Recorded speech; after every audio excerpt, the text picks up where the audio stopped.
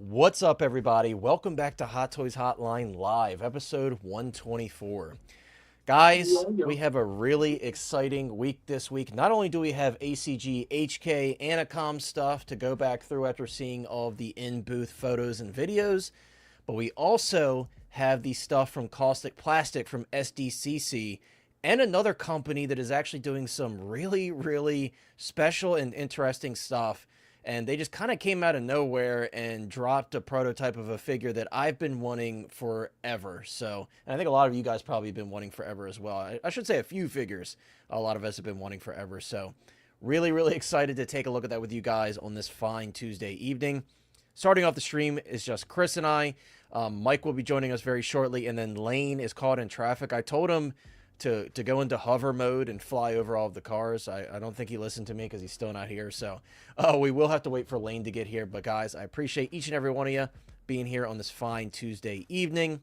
As you guys pop in, feel free to say what's up. Share something cool you got this week. I got a figure that I've been waiting for quite a while. For those of you that have her, you know how absolutely incredible this is. And in shitty lighting, not even zoomed in, you can see how freaking great this head sculpt is. So finally got Hera in the collection. I literally just opened her yesterday. I haven't had much time, but really excited to finally have this one. I think she looks incredible, and I think Hot Toys did a fantastic job on her, so really excited to finally have that one for sure.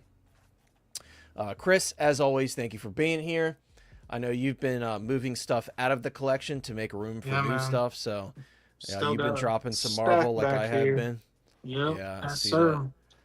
Selling Doc Ock, that's crazy. That's the one that I was hoping I you would hold on to. I gotta get rid of it all because I got too many other IPs and stuff that I care about. Like Jareth, Brilliant but gotta lazy. fill up the spot. Except you're Yeah, not brilliant. I'm keeping Spider-Man though. I just won't have any more villains. At first, I was gonna keep like Doc and Goblin, but then I was like, you know what?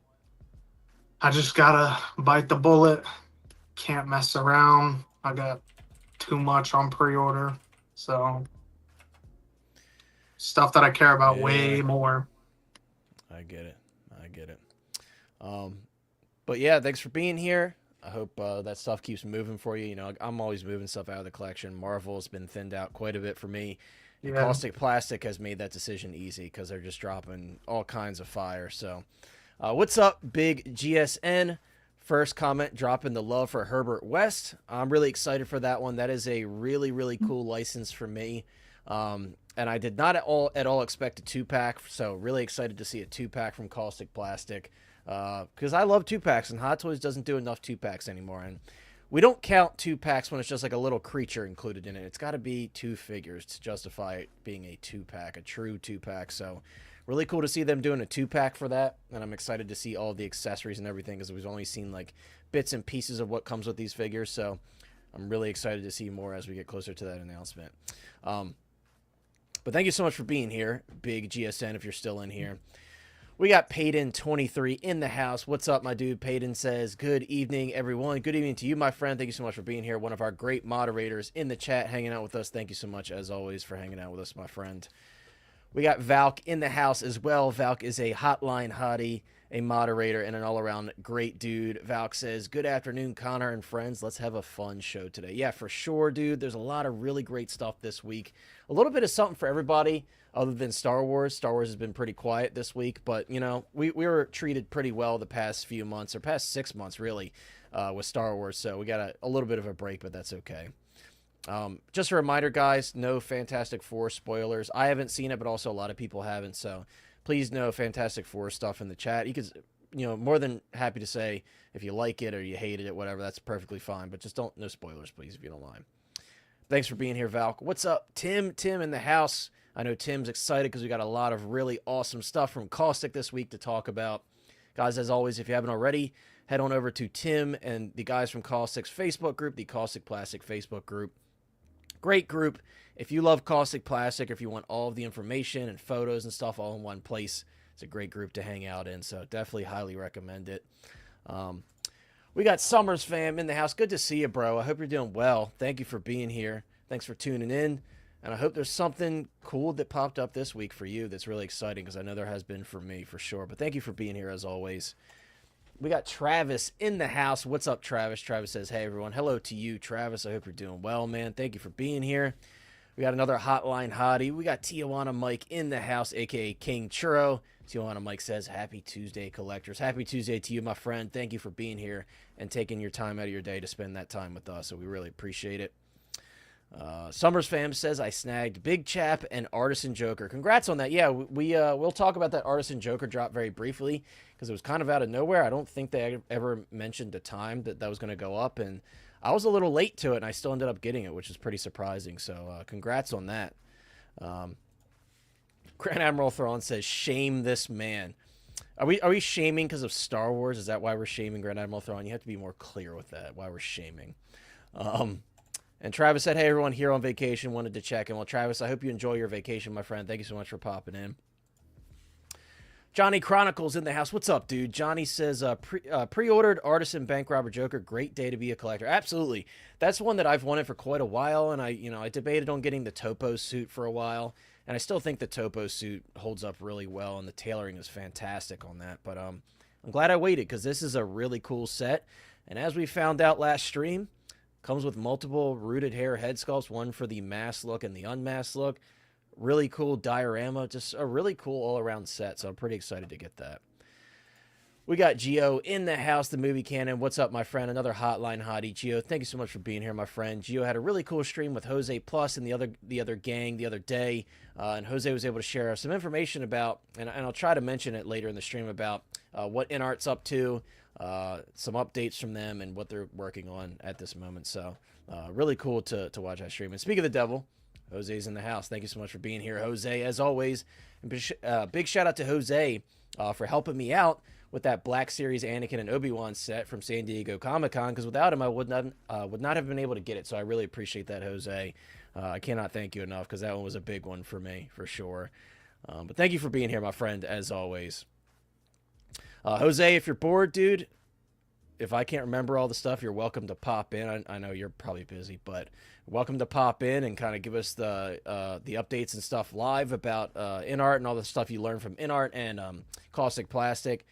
Feel free to let me know, and we'll have you hop in, because that'd be really cool. Otherwise, I'll do my best to recount what you said on GeoStream. We got Robert in the house, another hotline hottie. What's up, my dude? Thank you so much for being here, as always, bro. I hope you're doing well. Yes, you are right, Grand Admiral Thrawn. Shame on Chris for selling Doc Ock. That is one that he should have kept. Shame on Chris. We got Mike in the chat, another hotline hottie. Mike will be here very shortly with us. Looking forward to having Mike on the stream. Thanks for dropping in, bro. Tim says, thanks to the Maestro line, Kaustic Plastik is getting more mainstream awareness amongst collectors. Sideshow was gracious enough, gracious enough to showcase them in 3 or 4 videos and really put a spotlight on them. Yeah, that was really cool, because believe it or not, as far as we know, Tim, and some people may not know, Kaustic is still a relatively small company in comparison to a lot of these other companies. So definitely really cool. Definitely really cool to see that, and really cool to see a smile on Fabio's face. He looked like he was having an absolute blast and just kind of enjoying the moment. So yeah, that's really cool to me, man. Really cool. Yes, Jose said to me, like, I got you, bro. I got you. Jose to the rescue. I had a feeling Jose might have been bored this evening and he just wanted to hop in. But guys, we're going to get started. I'm going to shoot this link over to Jose, and then we're going to get started on our topics for tonight. We're going to start with the Hot Toys stuff, and then, of course, we'll make our way over to the Kaustic Plastik stuff. But, guys, I'm going to pull up my screen. So I decided, just for your viewing pleasure, I found some videos from Anicom that we're going to take a look at. So we're just going to go right into it. So here's a video, and I wish I knew the name of this YouTuber, because most of it, I believe, is in Chinese. So sorry, this is the person that recorded this footage from the con. So a lot of this stuff, guys, I won't be picking up. Like, I've said this before, but I have no interest in the Kamen Rider stuff.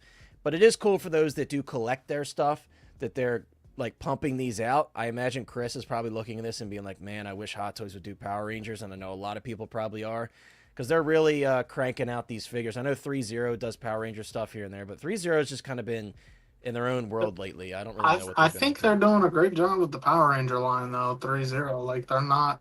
It's better than what was it, Star Ace or whoever was doing them. 3-0 taking a hold, like, it's actual pretty Yeah, good three stuff. They're zero just did not doing them. like head sculpts though, but it helps with the price as well too. Yeah. Yeah, 3-0 did them. I know So Toys did quite a few. Um, Maybe it was So Toys. yeah, I'm surprised Hot Toys hasn't jumped in yet. But yeah, I know 3-0, it's like their stuff is hit or miss. They either do really great work, or then you look at like the Stranger Things stuff and it's like a completely different company worked on the figures for them. Because I was very happy with all the Fallout stuff. I think the engineering on those is beautiful. The way that all of the armor attaches to the frame, it's Yeah. just really clever. And I think they're really Ju- nice figures. But I yeah, will say, because I have the Game of Thrones 3-0, Walking Dead, stuff like that. I will say the Power Rangers line feels like it's in a different kind of thing. Like the materials yeah. used, packaging, like I think they do really well with those. Yeah, yeah, and that's kind of how I felt about the Fallout stuff. Seeing the recent stuff from Stranger Things, it was just all really really bad, and I was really let down because I loved that show. So It's um, mostly their sculpts they got to work on. Like some of the the clothes are paint apps were detailed pretty since bad too. Like some of their sculpts have been pretty for decent. sculpts. Yeah, yeah, yeah. Yeah, Yeah, it's like hit or miss on the sculpt end. But yeah, some of the clothes are like the detail, because I know some of the Game of Thrones stuff is really detailed, like paint app wise, on the clothes, not sculpt. There's only like yeah, a few sculpts, but yeah. That's true. What's up, 1 6 Star Wars Pimpazoid? Pimpazoid says, "What's up, Dark Trooper getting delivered tomorrow? Thanks again." Well, congrats again, dude. Thank you for claiming that. I'm glad that someone was able to get that because, like I said, the previous winter we weren't able to get a hold of him. But I'm glad that I was able to get a hold of you. I want to pause this here real quick because I do want to say what's up to a couple people. We got Manny in the house. Manny says, "I love their Power Rangers line." Yeah, I've seen a lot of people really enjoy those. We got Rusty Bronco in the house. What's up, dude? Rusty Bronco says, "Hello, curators." Um, Manny also says only did the Gold Rangers so far. Toys Battalion is doing the movie figs. Gotcha, gotcha. Yeah, they're not my favorite company right now. I've really enjoyed some of their stuff, but they're kind of all over the place, and then they dropped out of they've figures they fallen said they were off. gonna Yeah, do. Yeah, majorly, majorly. Um, guys, I wanna take a look at this glorious pairing here of RoboCop and Cain from RoboCop 2. You know, before we saw the official release pictures for these figures, I said to you guys, I'm like, I really hope Hot Toys doesn't cheap out on the face when Cain's in his battle damage mode. I was having a feeling that they may cheap out and do like a lenticular little sticker or something. And to our surprise, they did not. There's a USB powered little face with a display in it that just has a still image of Cain. You know, I didn't expect anything like a small little screen that changes images or anything. I didn't expect any of that. So the fact that we even got a USB powered little screen that has Cain's face in there, I think that's awesome. So got to give kudos to Hot Toys. Not only that, but I think this thing has a decent amount of die cast from what I was hearing from the people die cast in it. It's not fully die cast, but this is a super dope figure. It is very expensive though. I think we're looking at like over $520. I think it was $525 from Sideshow before taxes and shipping, if I remember correctly. RoboCop actually came in at a pretty fair price.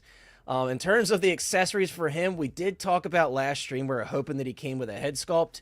Looks like he did. I know some people were complaining, saying this is a reused head sculpt. Even if it is almost identical to the one that came with the previous versions, it looks just like Peter Weller. So I'm perfectly fine with that. And I do have the battle damage version with this head sculpt. So I'm perfectly happy with that. And the fact that they gave Cain's brain ripped out of Cain, I think that's just a huge plus. So he actually comes with a decent amount of stuff.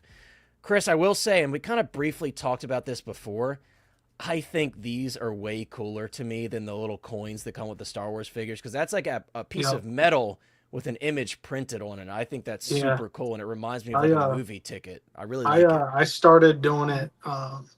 The InArt tickets that come with it, got like little easels for my coins, but I started using it for those tickets. So the fact that Hot Toys is like doing this is really cool. And now it could look even more, Yeah, museum like if you don't use the display base, because I personally like the name plaques, but a lot of people don't use them because they like more realistic without the base.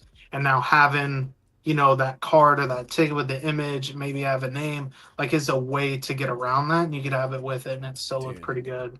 Yeah, and look at that. I actually never know because I haven't watched this particular video and I haven't seen any other videos that showed this. How freaking cool is that? Like a whole board that shows all the cards together. That's cool. I like that. I think it's Yeah. something where you're not like gatekeeping an accessory to where you won't anger people, and then it's something to remember from figures you got from the show. I want to say big shout out to Manny Fresh and welcome to the Hotline Hotties, my friend. Thank you so much, Manny. I appreciate you, and I hope that I Yo, make man, your hottie ship worth the money. I appreciate you, my friend. Thank you so much. But yeah, dude, like these RoboCop 2 figures, you guys know I love RoboCop. And I saw some people kind of were like hit or miss about the face plates. You know, some of them don't quite look like Peter Weller, but I thought the one where he looked kind of angry, I saw a comparison between the two, between a still from the movie and the faceplate, and it was pretty close. So I will say not all of them look like Peter Weller.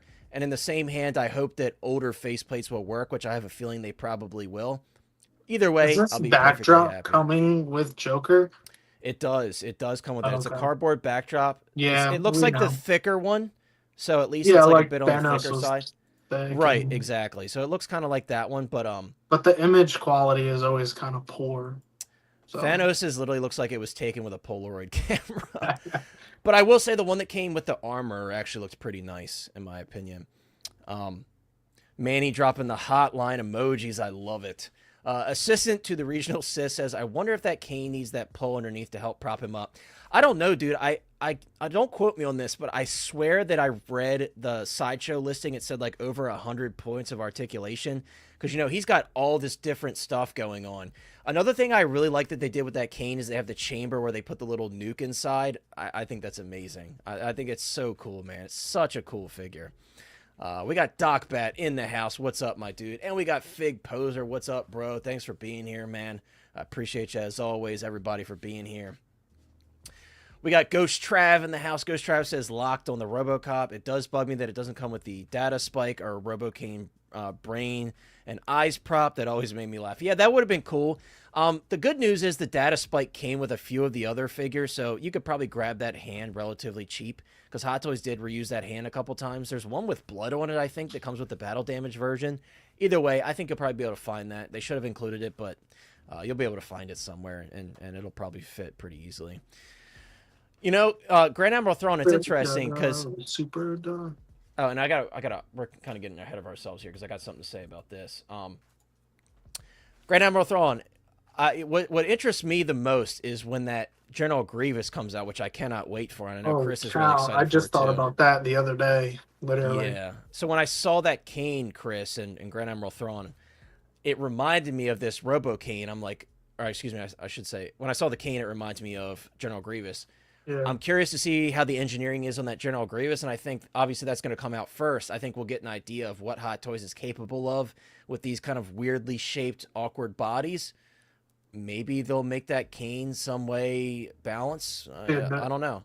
The fact that they do real piston joints, like for C-3PO and some other figures, I have like massive faith they're gonna pull this off, especially after seeing their Droideka too. Like, Yeah. dude, they just make it's not gonna be nowhere as flimsy as Sideshows was. Yeah. I already have faith in that. I totally agree. I think there's no chance it's not way better than the Sideshow version. What's up, Moose in the house? An OG Hotline Hottie. Moose says, hello, community collectors. I want a Hot Toys Scarecrow / Bat Demon 2-pack from a Facebook gambling group. Well, congrats on that, my friend. I feel like you're always winning something. Dude, he's always yeah. Always winning something. Guys, something I wanted to say about this Hot Toys Corn Sweat Superman. The first early 100 batch actually got canceled, unfortunately, because I was looking forward to getting this now. Jeremy Casa was going to end up getting one for me, most likely, and unfortunately, Hot Toys canceled it. I guess they had to tweak some things before they put out that 100 batch, so as far as I know, that's not coming back. They're just going on regular pre-order with the expectation that some will begin to release pretty soon. But that 100 batch for this event is no longer a thing. So that was a bit unfortunate. It is what it is. I still got plenty of stuff coming. So as we're talking about the Corn Sweat Superman, we have Hottie, Robert, Mike in the house. What's up, dude? Mike. What's up? Mike. Yeah, I got lucky today. So feeling good. Dude, I got extremely lucky because I was You working showed an up late, event. right? Yeah, I was working an event at work, and in the Hot Toys Hotline Facebook chat, I saw people saying scored, and I was like, oh shit, what went up? And I knew it was Wow. Artisan, Joker, or Sam. Jesus. So I looked, Right. and it was Joker, and I was like, shit, and I ran over. It was mid conversation with a friend of mine, and I'm just like, I was on my phone, and I was just freaking trying my best to get it, and I saw some people saying they were sitting in a queue. I just got right in. I guess I just beat the queue, and I was able to get it. It was like 128, so like almost 30 minutes after it Wow. went live. I was didn't able to realize get it was up Dude, that. that's great. You've been like slacking a little bit on getting to Yeah, these really. queues with the Beto and now Okay, Joker. the You should on Beto, top of that thing. the The Beto was limited. hotline. That still pisses me off that it was limited to 100. That's crazy. That is so crazy to me. But Yo, so I had an electrician over, right? And so he shows up like 10 to 1. 1 p.m. on the East Coast is when these things went live. And I'm like, oh my God.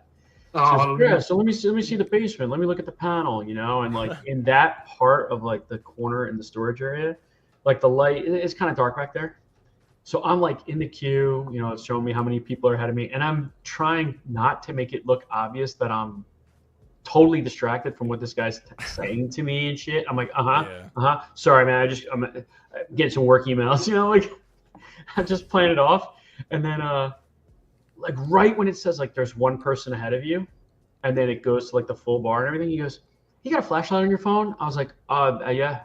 He goes, "Can I borrow it?" that is the worst timing ever. Dude, so like I turn the flashlight on and I turn the screen off, and I'm dying inside. And he's like, Ah, dude. he's an older guy, he's super nice, but he's like, I can't find what I'm looking for. And I'm like, just we'll find it later. You're like, find it later, that's dude. so funny how it gets. Like, because I I'll could use not my wife's believe it. phone. Dude, and then like luckily, he found what he needed to. And like, give him back. I go back, and it had that like square, and it says like, "Do you still want to enter?" Because like I'm like just Yeah. sitting there, and I was like, "Yes," and I got it. So yeah, That's awesome. Yeah, so it was kind of down to the wire for both of us then. Yeah. That's crazy. Yeah, for me, like I said, I was at a work event and I didn't even know it was happening, and then I saw people in the chat talking about it, and I was like, oh shit. I think the sculpted version being so good really helped us out to get the artisan version, because a lot of people probably went for that sculpted version clearly because it was a Joker, and it Yeah. lasted probably, I think if I had to guess, probably about 45 minutes. Definitely having that sculpted, and Yeah. also like a lot of people want the sculpted for good reason. If you're gonna put the mask on them and that's all you really care about, it makes sense. Like Yeah. get the sculpted version. I get Yeah. that. I agree, dude. Look at this line This outside of event the is Hot Toys sick. booth. That's Yeah. nuts. I mean, they had a great looking display as always. They did a great job. Earth616 says this past week has been killer. All of these great pre-order drops on top of getting notifications for 7-figure shipping. I know, Bro, dude. yes. Indiana Jones Deluxe ship for me. I had Hera arrive. I got my Ahsoka the White. I got her back because I had a review copy at one point that wasn't for me to keep. Ahsoka the White. The young Ahsoka shipped as well for me. Okay. So a lot of really cool stuff. We're going to talk about it. The InArt Michael Jackson, the Smooth Criminal version went up for pre-order. So it's been a crazy week, man. And then on top of that, all the amazing Kaustic Plastik stuff. I cannot wait to talk about that. Yeah, I got hit with Kit Fisto and Batman BBS bats on the same day. I was like, I'm damn, still all right, waiting they're for starting that to roll this Batman, stuff out. I gotta order the mouth plate and the cape, the custom mouth plate and cape Yes. for Jackson. That was me Yeah. all at once. I got Commander Cody, Han Solo, and Kit Fisto the same day. Yeah, dude. Actually, I think I did order those plates. I can't remember, but because like I want a few more for the Flash Batman too. You know what I mean? So I have some I just want options with the him. Dude, I just that want looks so the- amazing. Yeah, the thing. So this is another video, guys. I think this one's from Toys TV.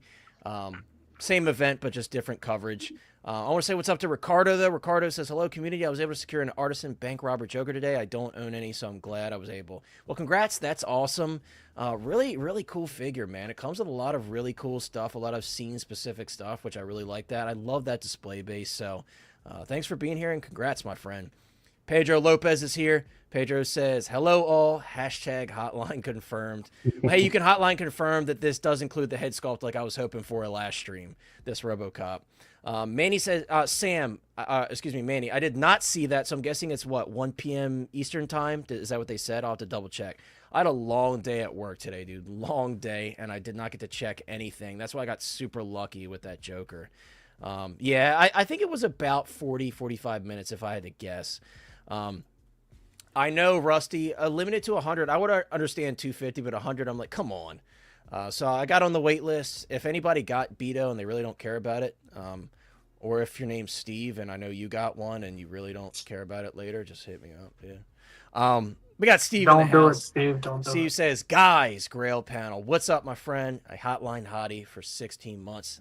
Thanks for being here, dude. Soon I'm going to have to get hats myself so that Mike can't do that and he has to zoom into a Hot Toys Hotline hat. I still got to hit up our special friend, our special artist friend, and get him to do some stuff for me. So yeah, man. Yeah, I completely forgot to do that last week, but maybe I will. Maybe I will for members, because I don't believe that the average person's going to want a Hot Toys Hotline. But maybe I'm wrong. Maybe you guys can let me know. But thank you so much for being here, Steve.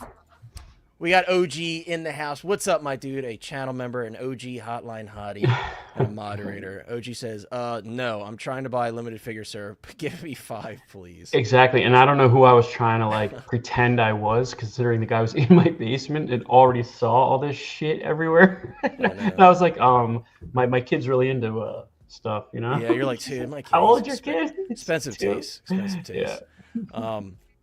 I see a certain someone must be in the chat, but real quick before we get started on that, what's up, Yomo? A hotline hottie for 7 months. Thank you, my friend. Yomo says, yo, what's up, everyone? Drop in the emojis. Love to see it. Yomo, thank you for being here, my friend. As always, I appreciate you. Without further ado, we'll pull up the man himself. Yes, sir. Yeah, we're up real quick. Star Wars Leia. That's a little sip. Welcome in. I got a lot to say real quick. So, a couple of y'all last week, right, was claiming that I was stroking the salami, that I was beating the pig. Well, I'm here to tell you I was not. Listen here, brother. Who are you to tell me what to do on camera? I am the wedding ring wearing, the UPS truck delivering, Hot Toys delivering, wheeling, dealing son of a gun. And if you ain't down with that, I got 2 words for you. Suck it. Whoa! Guys, if you're not aware of the lore, last week Chris was tech decking during the stream, and somebody in the Hot Toys Hotline Facebook chat recorded it and put it in there and said, "Hey, It was yo, Owen. it was Owen," and Owen said that Chris was jerking it on stream, and it did look pretty convincing. But that's the lore of that right there. Sorry to get vulgar here, but that's funny. yeah, that's crazy. And we got Herb here. Is his name Herb? I think it's Herb, right? Herb. That's crazy. Is that a popcorn bucket? Is that a popcorn bucket, Mike? I don't even know if he could hear me. He's got his headphones on. I think it's a popcorn bucket. Y'all oiled up Diddy perverts. It's Herbie. Either hottie Herbie. or you're naughty. What is it, Herbie? Yeah. Yeah, I haven't seen the movie yet, so I have no context other than the Hot Toys. Oh, just kidding. He's not in the movie. No, I know he's in the movie. Damn, it's got sound effects and everything. That's crazy. And it projects. And that's a popcorn bucket? Yeah. That's wild, dude. That's wild. I don't know why it's sideways right now. Hello. I see Lane has showed up with his Hulk Hogan cosplay tonight, Lane, in honor of Hulk Hogan. Yeah. What's up? Dun, dun, dun, dun, dun. Dude, Actually, so good. I could talk about this movie for the next 2 hours on the stream if you want. But you haven't seen it, Connor? I have not seen it because I wasn't here this past weekend, so I wasn't able to see it over the weekend. yeah, I saw it on Sunday. I thought it was good, not great, but in comparison to every other Fantastic Four movie that ever came out, man, it was like literally the faster than light speed jump that they do. Like, I love that. Hey, But, Wayne, I got a question for you. What? Hold on, real quick. I wanted to mention, even though you can't see me because the action box is in the thing. I just got this tonight to unbox. What is that? This is from a giveaway contest I won from Godlike Statues. I think it says your address on there. I mean, I don't know if you care, but guys, don't go to Lane's house. He'll kill you. I just want you to know that. But this is by Nico De Silva or De Silva. Is it an art print? Yeah, no, it's a commissioned artwork that was done by Matt, who's on like Batman Statue. Oh, so it's an original piece. Yeah, he does comic covers. Well, he's a accomplished comic cover artist, but this is an alien xenomorph he did. Oh, that's dude! Like, Mike's gonna be so jealous, dude. For a commissioned piece by him is usually, I don't know what type because I literally have not seen it. It literally just came today. Like I saw it at my front door when I literally only got home about 4.5 minutes ago. But this is something I wanted to unbox because I literally have not seen this. But normally, from what I understand, a piece like this is at least several $100s. Well, yeah, original artwork's very expensive. Yeah, you can just go ask Batman Statue Collector how much David Finch artwork is sent him back. Yeah, I don't even know. Can I do a quick show and tell since it's kind of on the subject of that? Of course. So, Exo Man of War is my favorite comic, and I love Wolverine, and my son's name is Logan, and so Jim Calafiore is one of the original artists from the '90s who drew Exo Man of War, and so it's called Logan Comics, and that's sick, dude. Yeah, so he did this. I commissioned him to do this for me, and in the comic book, Arik gets captured. He's a Visigoth. And he gets captured in ancient times by these aliens. Then he finds their armor, puts it on, and kills them all and escapes from the ship. So I said, hey, what if they came down and actually captured Logan and that story? But they're traveling the universe, and they had alien eggs on the ship as well. And the aliens hatched, and Logan got the suit, and he's putting on the exo armor, and he's going to fight the xenomorphs. And so I kind of like rewrote the story a little bit. Oh, that's sick, dude. He did this awesome commission for me, man. So, and this is a guy whose art I've loved since like 1992, and he happens to be from New Jersey. And I bumped into him at my local comic shop, and I was like, "You're Jim Calafiore." And so I talked to him for a little bit, and I was like, "Hey, I have this idea," and so he, it was cool. Amazing. He didn't do it for free, but it was still very cool of him. And it's special, and it has a story, so yeah, it's really cool. Well. Valkyrie Magnus, real quickly, hold on. Valkyrie Magnus, thank you so much, my friend. A hotline hottie for 10 months, and he says, be a hottie salami. Well, you heard it here first. If you want to be a hottie salami, guys, click that join button down below. I like that. Also, it's got a nice ring to it. Right? That's got to be a new tier, hottie salamis. Big Dog Pound with the $2. $2. Or naughty. Yeah. Right? Come on now. Big Dog Pound with the $2 super chat. He says, simply put, I love you guys. We love you, Big Dog Pound. Thank you for being here, my friend. Thank you for hyping up the chat. We love each and every one of you guys. You guys are the best. Jimmy KO says the InArt Superman is much better. I guess he's talking about in comparison to Hot Toys Superman. I pre-ordered them both. I personally prefer the InArt one for sure, but I think they both have their pluses and minuses. It does look good. Yeah. Props to InArt for their aggressive marketing with that figure, man. Yeah, usually we're like the who's and what's and where's with a lot of the figures because a lot of times they're just in, China, their home market. Or I mean, I can't say, hey, you guys are trying to market to 1 billion people, so I can't say they aren't, going for a number of people. But one thing you were putting up showing earlier, did you guys did everybody on panel try and put in for the Joker today?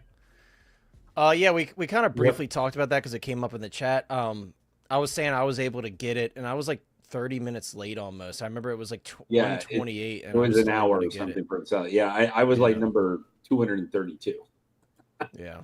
But I didn't even have a queue, Lane. When I jumped in, it was just straight. Yeah, there was a countdown and went through. But yeah, I pre-ordered it. I don't think it's one I'm going to keep, but I don't have a Artisan Joker, so and when I saw the price, I figured it was going to be like $500 like the first one, but it was only $435, and I'm putting in quotes only $435. But that's almost $100 cheaper than the first one. So I was like, that seems like the wrong math. Usually when we have something from a couple years ago, it's more. I figured it was going to be like as much as Cain or something like that, U.S. price. But yeah, it wasn't. I didn't think it was too bad. Yeah, I thought it was pretty fair.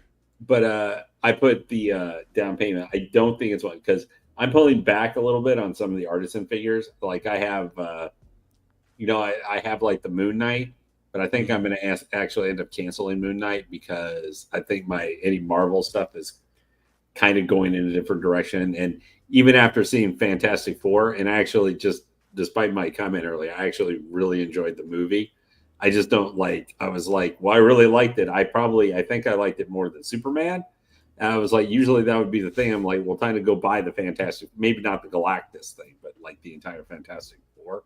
But I would just like, I just don't think I want to go into Marvel. There's also still no Human Torch, dude. I couldn't in good conscience. I think he's going to come, but it's just like at this point, I think if I would do a couple figures, not even from the next Spider-Man or something like that, which I'm sure they're going to go heavy into just because the last one was so successful and they managed to sell out of, 9 out of 11 figures from that line. But like maybe I'm like more like maybe something from Doomsday because I would be interested in, Dr. Doom, Robert Downey Jr. Like that's almost a dead giveaway for me. I'm going to be interested if it's a die cast figure of him in 2028 or 29 or whatever. We'll see how it turns out. We'll see how it turns out, dude. Lane Manny Fresh says that he'll gladly take your Moon Knight off of you. Oh, cool. he's like cool. Lane, I want to get your thoughts. I know we could talk about Fantastic Four and stuff forever, but we do have a lot tonight, so I'm sorry to cut you off because I know you saw the. I haven't seen the movie yet. Well, no, I wasn't doing the only thing. I know you weren't, but I know you get so passionate, Lane, and I want to get your thoughts on some of these figures. So, Lane, now that we have you talking. Was there anything from one you showed earlier? If it's about Fantastic Four. No, it's about one of the figures you showed earlier. Absolutely. That's absolutely. Which figure, Lane? Was the Kamen Rider. One that I actually ordered. Let me see if I have a photo. That's the one. Can I say? That's the only one I ordered. Not that one. The other one's black. This one? The limited one. This one. I just had one comment and then going on to the absolutely. I find this is totally Hot Toys stupid business plan we seem to follow sometimes. So both those figures already are available, or they're gonna, we'll have. For some reason, they said by March of next year we might have them. I don't know. That's on Hot Toys thing, but these are already been released. The stupid motorcycle is not supposed to come until July, December of 2026. How did that make any sense whatsoever? That's a totally I mean, I guess it's better than sometimes it seems like where they would put the bike out and then you have to wait a year after the figures. But I would just so you're putting out this thing, but the actual product that would use them, like the black, you're gonna have it for almost 2 years before you get it. I just thought that was totally Hot Toys stupid. Anyway, that is wild. You would think the planning would. Yeah, I thought it would already be ready, like the other things, kind of because that's kind of what happened, with the previous Black Sun. Anyway, sorry. I just thought that was dumb. But Lane, no Robocop or Cain for you? Are you still debating on that Cain? Probably the main two figures I am considering from Hot Toys event to get. Now, I did already pre-order Kamen Rider Black. That was day one. As soon as it went up, I pre-ordered that because I want that figure. Even though it's not my favorite look to black, I actually like the RX suitor because I also first saw that series during the Shuki, the Saban version, which was really freaking awful. But it was Saban's Mask Rider, in 94 and 95 it came out. Because it had that came out in 94? Yeah, or maybe 90. It was after. How are you watching that? What do you mean? No, I watched Kamen Rider or Common. Oh, okay. I watched Saban version where they took footage because Kamen Rider came out in the late 80s, 87. Yeah. And Saban was also Power Rangers and all that stuff. Well, there were episodes. Mask Rider was introduced in crossover with the Power Rangers episode. Yeah, okay. I think in season 3. Got it. But that's how I saw the RX, which is the second suit, was the main suit used in all the U.S. footage and stuff. Which is different looking than that one. So Sam here. Lane, so you're considering out of the lineup so far, you've pre-ordered the Kamen Rider Black, and you're considering Robocop 2, and then beyond that, I don't know. I did pre-order the Joker, but that was just because I was like, I had literally in my budget, I had like 45, $50. I could go, let me just pre-order it. I'm not honestly that super interested in it. Yeah. But I was like, let me just do it in case, so I have it in case I do, our minds can change about it. And you could always pass it on to someone else. And it's not, they have the releases all the way as late as March 2027. So a lot can happen in knowing Hot Toys, it'll be after that we get it. But this one I don't have any interest in. Like Sam, no. The only other figure I'm considering is the Superior Iron Man. Which I think there's a pretty... So that's one... the Sam is definitely one that's on my radar, and admittedly, I haven't played this game. Yeah, but I'm a fan of Norman Reedus. I really like Norman Reedus, and it sounds like InArt is going to be a little bit before they even release their Daryl Dixon. And, you know, if Jose ends up making it in with us, or if he doesn't, I'll still explain it to you guys what he had said. Because there's a little bit of unfortunate information regarding the Daryl Dixon that kind of bummed me out, which we'll talk about. But let me see if I can find a picture of that Superior Iron Man. Because, Lane, I definitely don't have any interest in that personally. Actually, I think this is where the pictures are. But I do think he looks really cool. Like, the way the light shines off of that armor. Yeah, like you can see him right here. It is a beautiful The only thing is that someone pointed out, just like, say, Mark II or, you know, any of the other figures, is that thing is going to be a fingerprint magnet, like going out of style. Yeah, the Mark II, the benefit that one had, it actually, believe it or not, for those who don't own it, the Mark II actually does have a little bit of like weathering on it. It's like a, I don't even know how to describe it. It's like a haze over the armor. And at first I was like, is there something on my figure? And I was like, no, actually every copy has this. By the way, what's up, Jojo? Jojo says, sorry, I'm not feeling Superman. The only Superman I would purchase is one with the iconic and legendary Christopher Reeve face. He's my ideal Superman and will always be Superman. Well, hey, you know, everybody has their and we want that. We're waiting for that. There's a lot of people who are waiting on that for a figure. Yeah, and InArt supposedly is still working on the Reeves Superman. I know a lot of people had asked about that, and I think Jose had touched on that as well. Jose said it'll be there soon. Awesome. Can't wait. But yeah, apparently InArt is still working on the Reeves Superman. They're still revising that, which, you know, it's been what, 2 years? I had a question for you guys. I don't know if you were going to be talking about it individually, so this might be something to talk about a little bit later. But for the Sam figure from Death Stranding, the one major thing I have with that figure is, does it look like it has almost too much going on in it with all the parts and all that? Like, that's kind of what I like about it. That's like what I enjoy about it. I think it's just very interesting looking, and I like the little like doll. Again, I don't know the significance of any of this stuff. No, because if you play the game, it's fine, Lane, because like he has. I haven't played. Oh, I know. You're like literally that's his outfit he has to wear with all that junk to survive.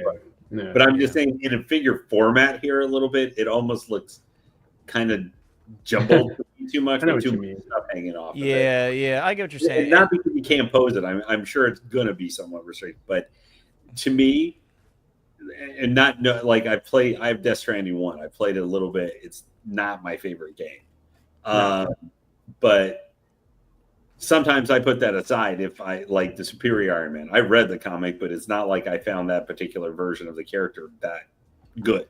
Like, it's not like figures a figure or something.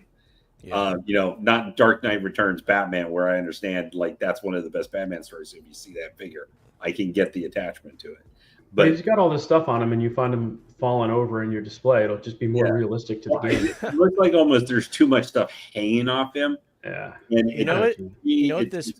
Yeah, I love the base though. What I was gonna say, this would fit in like a Snyderverse display to me. It almost looks like the box. Or you know what that makes me think of? If someone ever did like a really good 1/6 scale, like Isaac Clarke or something like that, that feels like something you could stick. Yeah, there's only 3A. That's the only company that's done an Isaac Clarke. Yeah, but I'm just saying something like that. It feels like that would be something like the Marker or something like that, like some weird stuff that's messing with people's brains. Like that could be an Isaac Clarke Dead Space figure to go on that. And would fit.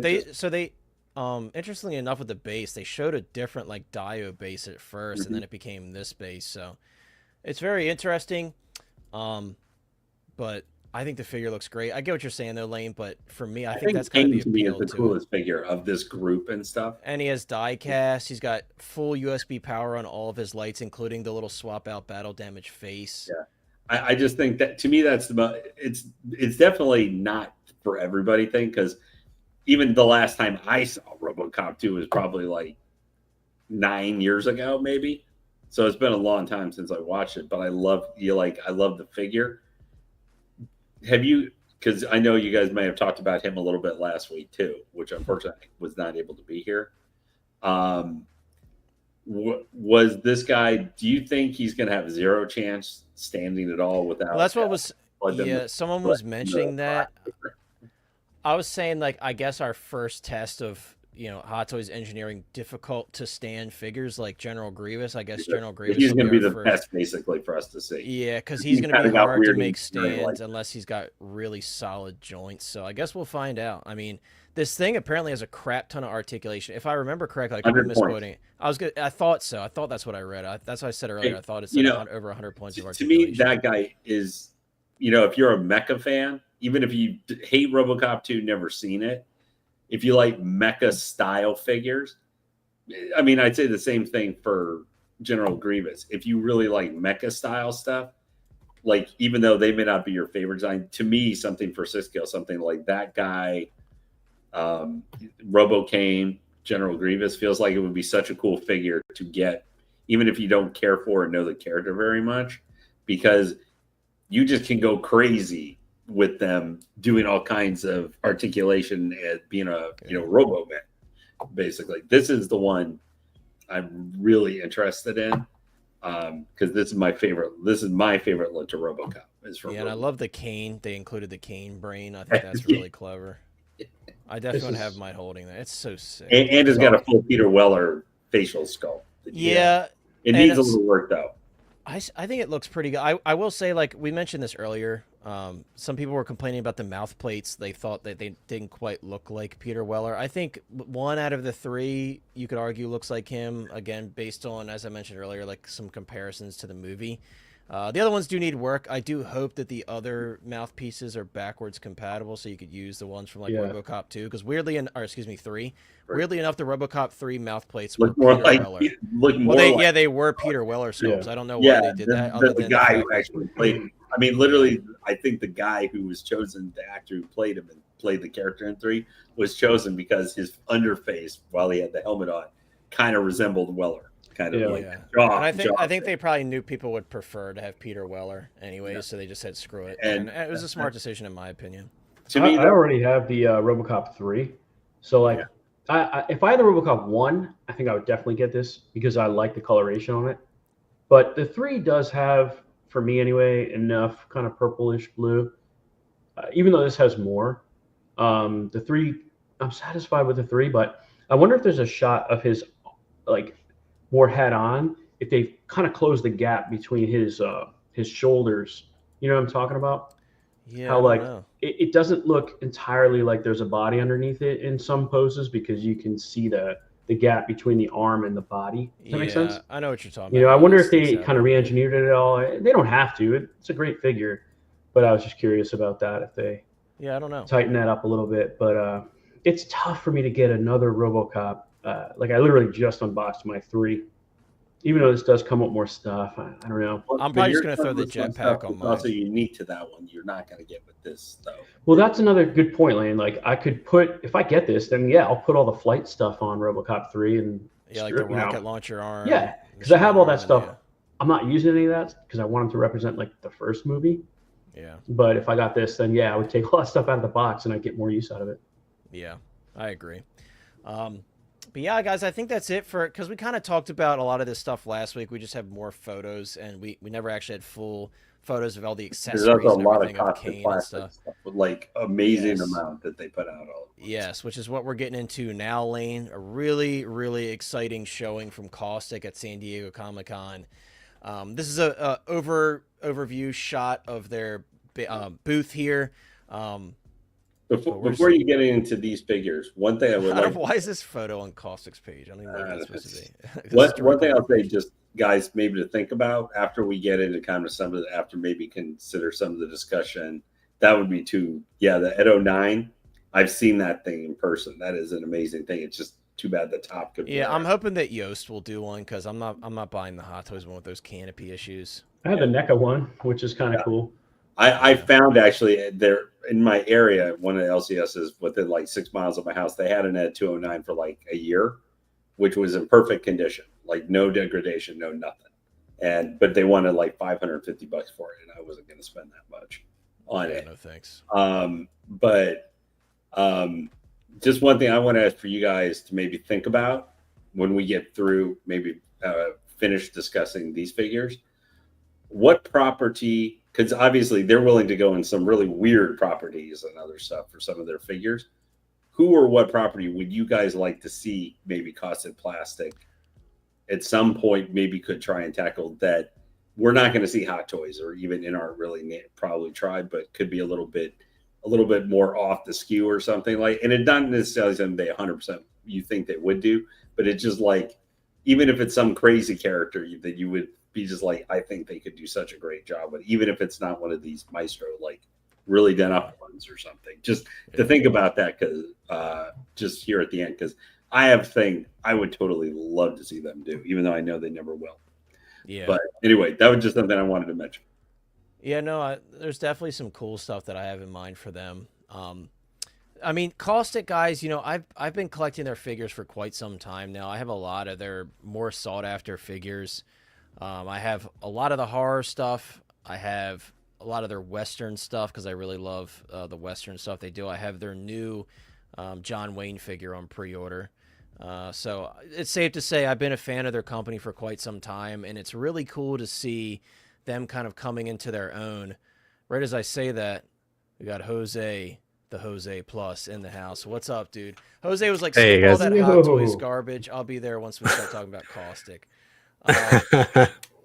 Jose, you were actually able to see this stuff in person, so you're the only one here who got that lucky to be able to see this stuff in person and talk with Fabio and kind of pick his brain about some of this stuff. So it's cool to have you here, especially with with the fact that you visited the InArt event as well. You've got a really good insight on all this stuff. So Jose, I appreciate you coming in short notice. And again, I want to say again, because I can't stop thanking you for helping me out with my Anakin and Obi-Wan Black set. Because I was for sure, man. Super excited to get that. But dude, I don't know about you, but out of this lineup, and I'm excited for all of them. And I know Chris that Jareth is one that he really, really wants, and I want that myself. But I feel like the Crow is the best of the three in terms of like the accuracy of the head sculpt, just the overall outfit, the stuff that we did get to see that he comes with, which the sideshow video showed a little bit more, I believe. But dude, as you got to see these firsthand, what was your thoughts on this Crow, and what was your favorite of the bunch after you saw all these in hand? And which one are you most excited for to potentially add to your collection? Oh man, that's a tough one. Just seeing them in hand, well, not in hand, but obviously on display there in person. Man, the details on them, just look at that sculpt, and that Crow specifically is the one that got me. The Conan specifically, the body in terms of the build for Arnold, I was really impressed by. The head sculpt, even Fabio was telling us, hey, that's an early prototype. We're still working on it. We're still kind of developing it. It's like one of our early prototypes. So he was like, we're still fine tuning those type of things. Like he was very adamant to point that out to me and to everyone that was asking in regards to that. So yeah, and then Tim is in the chat saying that Fabio told him yesterday the Crow's the closest one to production finally. Yeah, that's basically what he told me too. So that one was the one that he feels like based on what the conversations we had, it's the one that he seems like it's like almost ready to go to like. And in terms of pre-orders, I did ask them that. It was I think the last thing I asked them after I asked them a million questions, and I was like, when are these pre-orders coming? And he was like, oh, I'm not sure, but soon. He's like, I think he said at the end of the year, hopefully. That makes sense. So sometime this year, he said. So that's cool. This is the one.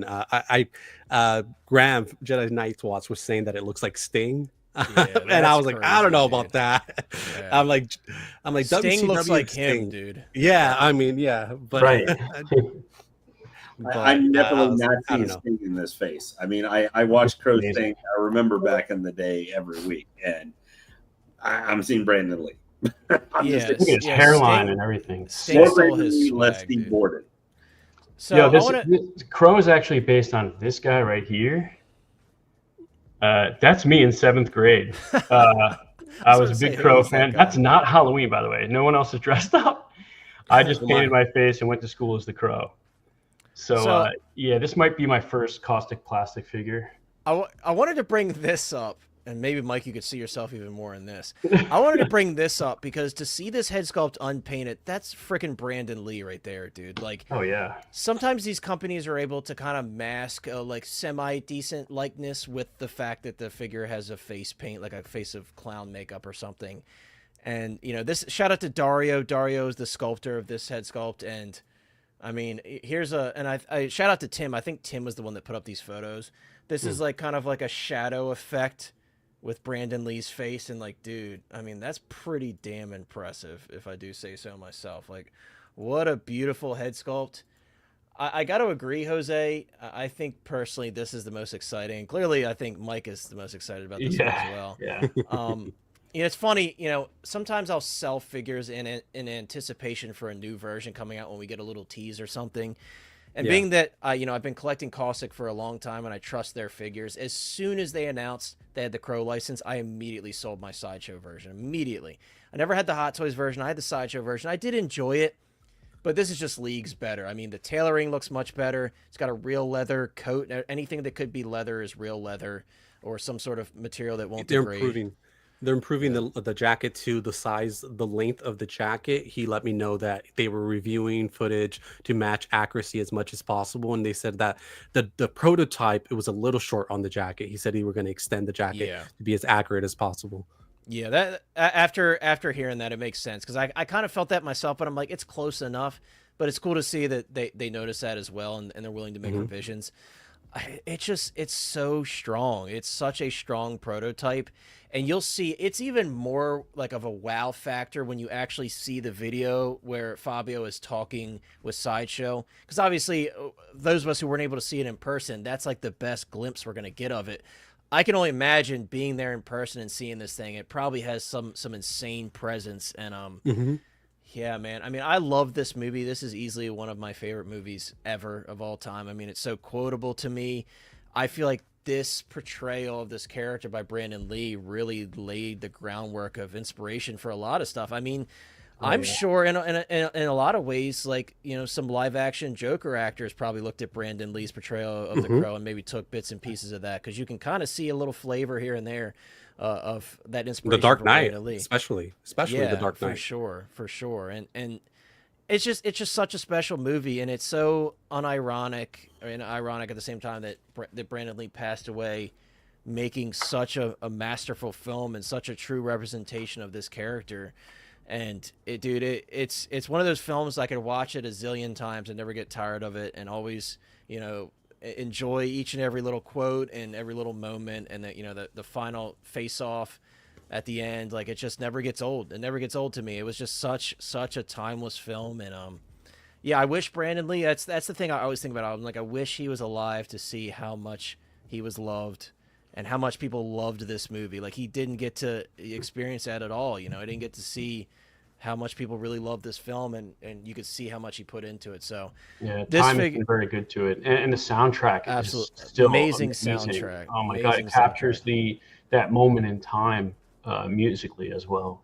Yeah, I have the Crow soundtrack on us. I have like there's been many special edition vinyls, but the one I have, it comes with a second disc that has no music on it, but it just has the, you know, the crow, the flaming crow that gets all the cues. Yeah, stuff. Dude. Yeah, I know what you're talking about. So sick, man. But yeah, this is, you know, Fabio really chose a home run license, and I am so glad that Fabio didn't pass this up and say, oh, well, you know, Sideshow and Hot Toys have already done one, because the Hot Toys one, outdated, it's falling apart. The Sideshow one, a very honest attempt from Sideshow, but compared to this, you know, it doesn't hold a candle to the flame. You know what I mean? It looks great.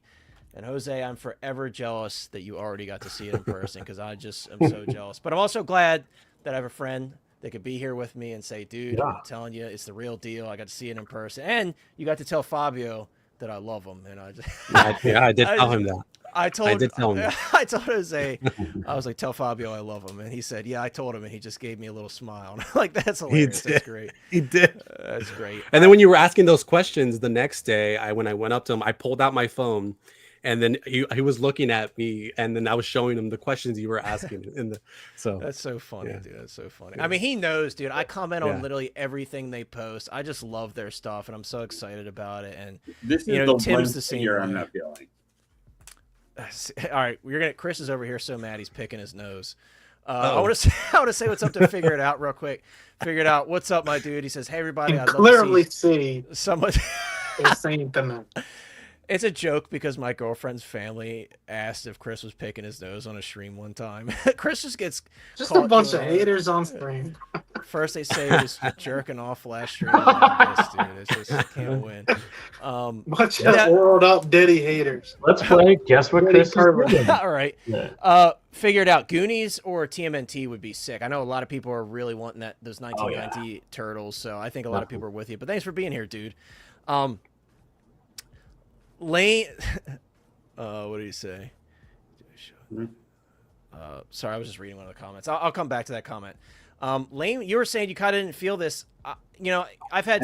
I'm not feeling David Bowie.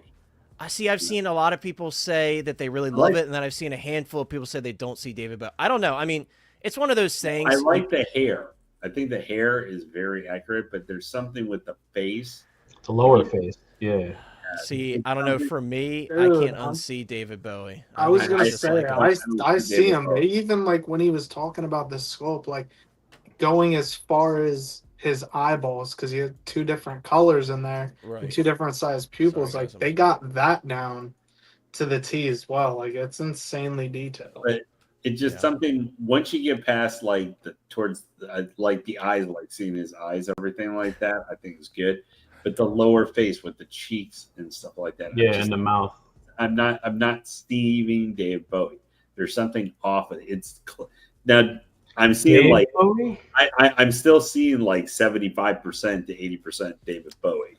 So I'm seeing him, but it's off to me. And the other reason maybe it's more noticeable to me is because when I look at the Art of Draven Crow and the Arnold Conan, those to me look dead on. Like especially the Crow. And sometimes for Crow, it might be easier because you got the paint on them and everything else, that might help with that a little bit, make it a little bit easier to get the look. But it's good. But to me, this is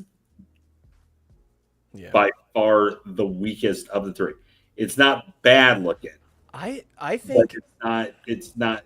I'm just not feeling David Bowie completely, but I can see Bowie and I can see the movie Jareth, especially the hair for me is like dead on, which a lot of times for a lot of characters can be the thing that takes you out of the figure. But I don't know. It's just something from the nose down. I'm just not seeing Bowie. Yeah.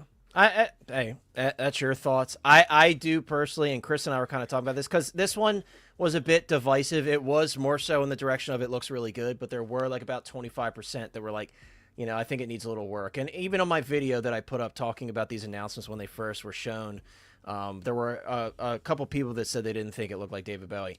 I'm in the camp of, I think this is a great head sculpt. I think it looks just like David Bowie. But again, it's one of those things like head sculpts, when they're kind of on the cusp like that, they're so subjective. And some people see it one way and like clearly, like for example, with this situation, I see it another. But I agree, though, what I'm very impressed by, and, Jose, you could probably talk about this a little bit more. Mm-hmm. I feel like this rooted hair for their first attempts that we've seen, like in the wool Maestro line, real wool rooted hair and stuff, I think it's incredible. Like this 80s hairband style hair, the way they've kind of flared out those bangs and everything to make it hang over the sides of his head like it did in the film. I think this looks amazing. I think from an execution standpoint, I think it looks awesome. JoJo, I will say some people are talking about price, and I know Tim kind of touched on it a little bit. These are going to be very expensive, guys. I mean, I remember Fabio saying he estimated if you get the all-in Eric Draven set, because there is going to be a 2-pack. So there's going to be a 2-pack with a shirtless version as well from the beginning of the film. I think 2 dioramas and a bunch of extra stuff. You're looking at like over $1,000 for the all-in set with all that stuff. I mean, And guys, I will say this: the dioramas from Caustic, most of them are like polystone. They're heavy, highly detailed pieces. Like with Frankenstein, like Tim is saying, as a price comparison, I paid $500 for my Frankenstein Deluxe, and that Crow figure is a seamless silicone body. They are medical grade silicone, which a lot of companies actually don't use. I know Fabio's made an effort to say this, but not every silicone body, like not Fisons are not medical grade silicone bodies. They're silicone, but they're not medical grade. And apparently, you know, my average knowledge, I'm not a manufacturer, but Fabio was basically saying like it's important that they're a medical grade body because that's just that extra level of durability. These also have the metal skeletons as well, so any figure that has a seamless body, it will include a metal skeleton like we're used to with a lot of the nicer seamless bodies. But yes, I agree with Tim. We're probably looking at a starting price of like $550 to $600. So keep that in mind. These are going to be expensive. But also at the same hand, they haven't shown them yet, but Fabio did say previously they were going to do sculpted versions of a lot of these figures. I would probably recommend against doing a sculpted version of Jareth because I don't think that would look good in sculpted hair. I think it would probably look pretty bad no matter who does it. It'd be very difficult to replicate, but I'm sure Fabio's thinking ahead and he's going to kind of pick and choose where he can make it happen. I'm sure there's going to be a sculpted Crow, but we'll see. Jojo says, I love that most figures are getting rooted hair versus sculpted. I mean, for the price, I want rooted hair. Yeah, I mean, it's a nice touch. It's really cool. Assistant to the Regional Sith asked, did Brandon Lee have the scar on his face? As much as I watched the movie, I never noticed. He did. It is ever so slightly too prominent in this head sculpt, but surprisingly, though, a lot of people who have done custom sculpts and like Sideshow, for example, they missed all the scar detail on his face. So I will say that's actually a plus to the Kaustic Plastik head sculpt. And as far as I remember correctly, there will be 2 head sculpts as well. That's part of the, at least if I remember correctly, I think they showed 2 head sculpts previously. They haven't shown the prototype of the other head sculpt, but I remember the renders, it was 2 different head sculpts. You guys can correct me if I'm wrong, but I believe so. He looks like, Marlon said, he looks like the actor Julian Sands. I guess he's talking about Jareth here. MB Dyson in the house. What's up, MB? Thanks for being here, my friend.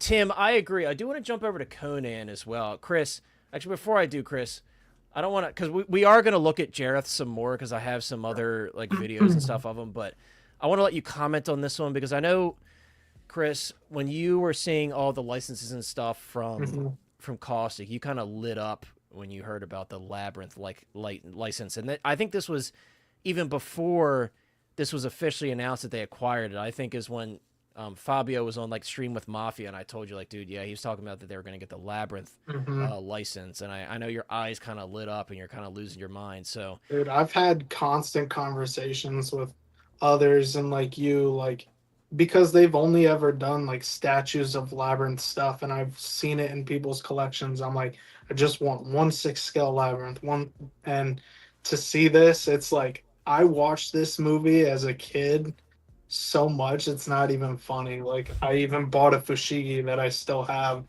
since I was little because of the film. This thing right here, like I just hope they go a little bit deeper. I know you said they were doing goblins or whatever, so I hope they have like Hornswoggle and stuff like that, but I think he looks great.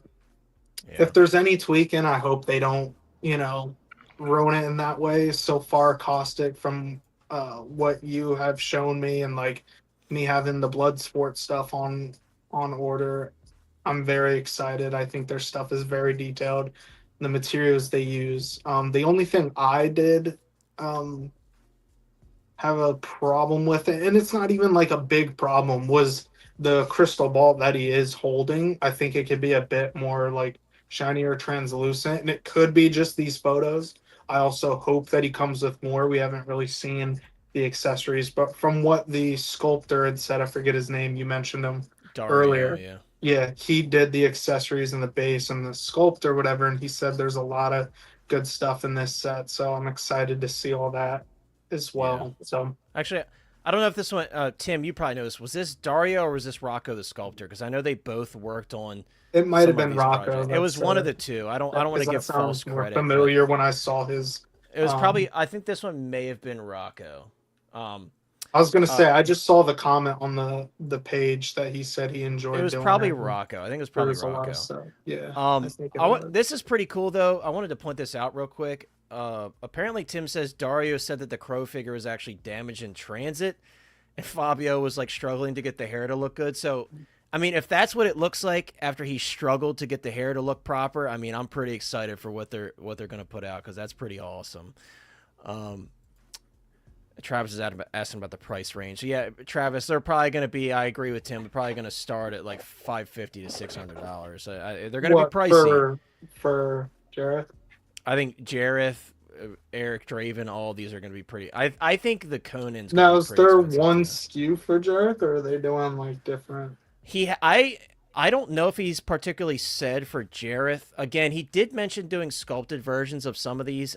I mean, I would probably not get sculpted for that. I was going to say I would advise against doing sculpted for this one. I don't think that's needed, but yes, Sideshow will get the Crow. Sideshow has been carrying Kaustic for quite some time now, and they did do videos, which I'll show here shortly. They did videos with Fabio actually at Sideshow headquarters, which is really cool. Big Dog Pound, I'm thinking 550 plus for the base SKU of Crow. Probably 550 plus. Oh, it's Beastmaster. Okay, sorry. So there's another person in the mix. Beastmaster did this one. The Master of Beasts, Beastmaster. Oh, I thought there was going to be a Beastmaster figure. That would be sick too, dude.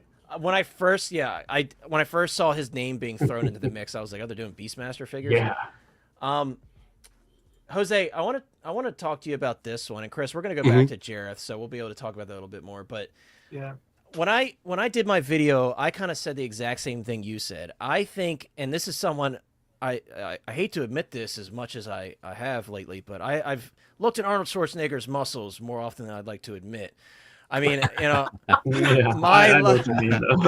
my love for Arnold goes as far back as like Pumping Iron. I found that movie incredibly entertaining, and so far, so I enjoy that movie so much that I've been wanting for years to make like a Pumping Iron custom, because there's someone on Etsy that makes the blue gym shorts and the yellow gold gym tank top, and I would love to make a custom. Sure. So with that being said, I've looked at Arnold, and I used to have a poster, you know, the famous like Conquer poster of Arnold with the outstretched arms. I used to have that poster on my wall when I was a kid. So that being said, I look at this body and I'm like, that is a fantastic representation of Arnold Schwarzenegger's physique at this time. You got to remember, I think he had won his last Olympia like 3 or 4 years prior to this, so he still maintained a lot of his size at that time. He was a pretty big guy in Conan still. Someone did comment something very true on my video, though. They said they should add a little bit more separation in between his pecs, just to add that definition, because Arnold had an insane chest. Like, I mean, there was a reason why he won so many Olympias. So, apart from the political side of things and him being, like, very personable, he just had a very unique physique, a very unbeatable physique for that time. But, dude, like, and another thing that Fabio has commented on in the past is how they were able to, you know, come up with a process to paint silicone, because it's very difficult. Because we know that, like, you know, silicones, getting things to stick to silicone is nearly impossible. So whatever process they're using, I mean, I hate to point this out, you've got, you know, correctly painted nipples. You've got, like, kind of shading in between the abdominals and everything.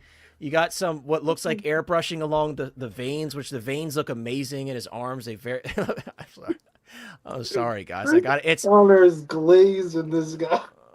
Dude, look, Mike, back me up, dude. You looked at his nipples. You can't even see. He's like, you looked at so I've also, like, I used to have the Encyclopedia of Modern Bodybuilding, and see, I'm not you know, so I definitely checked out Arnold's body a lot as well, and he's known for it.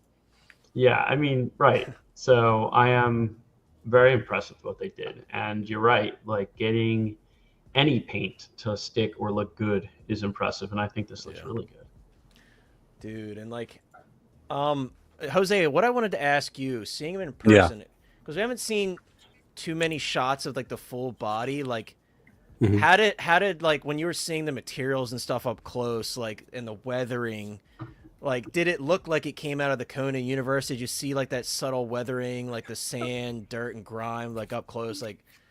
Yeah, absolutely. And then he was talking about some of the dioramas he's thinking about doing. That's going to be added to this figure, and in terms of the different tiers that he's going to add. So he was teasing us with it, didn't really show us, but he was teasing us with it, and it just to me it looked like the actual person again. Once you looked at the head, it was like there's where it was like, but even then, like he was standing there with us and he was like, oh, we're still working on this, we're still working to perfect this. But even then, man, I was looking at it and I was like, that, like, if you just look at it, it looks like a mini Arnold standing right there. You know what I mean? Dude, that's another thing I mentioned in my video. We've seen so many bad Arnold Schwarzenegger sculpts over the years, and I don't think that this is one of the really bad ones. I think it's almost there. I do agree. I will say the expression is spot on. There are photos of Arnold from this movie with his mouth exactly like this, but what they need to fix is that extra puffiness around the bottom, like underneath the mouth. If they tone that down a little bit, it'll really help that, like, the likeness in his chin area.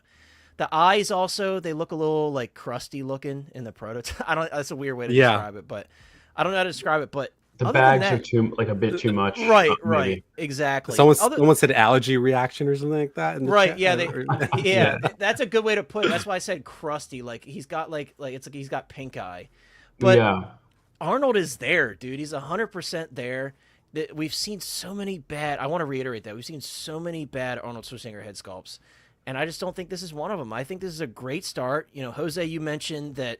And Jose, I don't know did Fabio tell you anything about extra stuff included with this? Like, did he mention the Thulsa Doom head at all? No. He did not. He just mainly he was commenting on they're improving the likeness and that it's going to come with a lot of goodies. There's a lot of accessories, including the diorama base, which he was the most excited about. So like his enthusiasm was really infectious, man. That's what I'm saying. Like you could tell how passionate he was about it, because then he would start talking about it and he'd get like smiling and like animated when he starts explaining it to you. Yeah, and it was awesome. Like, oh, okay, cool. It's like it makes you really a believer of what he's saying. You know what I mean? Because it's like it feels like he genuinely wants it to be a good product. Yeah, and that's what I've always said about Fabio, and this is not even like to like glaze Fabio, but like he's like one of the only guys where you watch him and you're like, this dude is just happy to be here, happy to share this stuff. And you'll see when we watch these sideshow videos, it's like it couldn't be more clear. Like this guy believes in his stuff, and you could tell that he loves these licenses, and that's the reason that he's doing them. Not only because he knows we love these licenses, but it's something that he would want himself. And it's cool to hear you say that, because it's like that's the first thing when I first saw like a live stream with him with Mafia. That's the first thing I picked up on. I'm like, this dude really loves his job, and he's been doing this for a long time. I mean, I think he's been doing something related to 6 scale since like the late 90s. He's been doing this for a long time, and it's like he's finally, like Tim brought up in a lot of his set, he's like finally getting the recognition he deserves, and he's coming strong with these figures, and it's getting a lot more people interested and giving, because the theme of this weekend was, I think I'm finally going to get my first Kaustic Plastik figure. And you heard Mike say it. You've heard a lot of other people say it. Yeah. And, if that's what it takes to get licenses like this, then that was a great move from Fabio, because he's got people's attention. And I agree. Again, figure it out. Going back to the rooted hair on these, I think the hair looks so fantastic. And, of course, that was one of the things that a lot of us were curious about. We're like, okay, we got another company diving into rooted hair. What's theirs going to look like? Are we going to have some like glue hair issues like Hot Toys had here and there? Like, what's it going to be? And, again, being somebody that collects their figures, I have a lot of faith in this company. So I was like, dude, I know this is going to look awesome. But again, with that crow especially, that just really blew it out of the freaking water. And yeah, this custom body for Arnold. Just another comment on Conan. I will absolutely be getting this 1,000%. As soon as it goes up for pre-order, I'll be getting it, because I need those painted nipples, right, Lane? But also it's a 2-pack too, yeah. Right, yeah, you get the figure both of them, yeah. But he has confirmed that he's doing a war paint version, so I cannot wait to see. The presence on that's gonna be nuts, dude. It's gonna be great. It's gonna be nuts, man. I like the wet hair look too, because like in the movie, like sometimes it's wind blown and like dry, and they could have done it different. This is definitely things. This is like definitely his look from after like the ghost spirit weird whatever scene where he's like after that, but before the assault against Thulsa Doom. I've seen that movie like 13 pre-decapitation when like the whole ritual is going on, like in that like lower part of the mountain. And like, yeah, this is him like after nearly yeah, the Tree of Woe scene and stuff, and dude, after that's he just like dude. does that kata and stuff like from earlier in the movie. That's more this look and everything. Yeah, and like the symbolism of him being at the very top of the steps, and he finally takes down the oppressor, and dude, so good, man. Yeah, that's a good point. Travis said this. The expression reminds me of the scene when they brought him back to life. Yeah, like I said, if you look at some stills, the expression itself is great.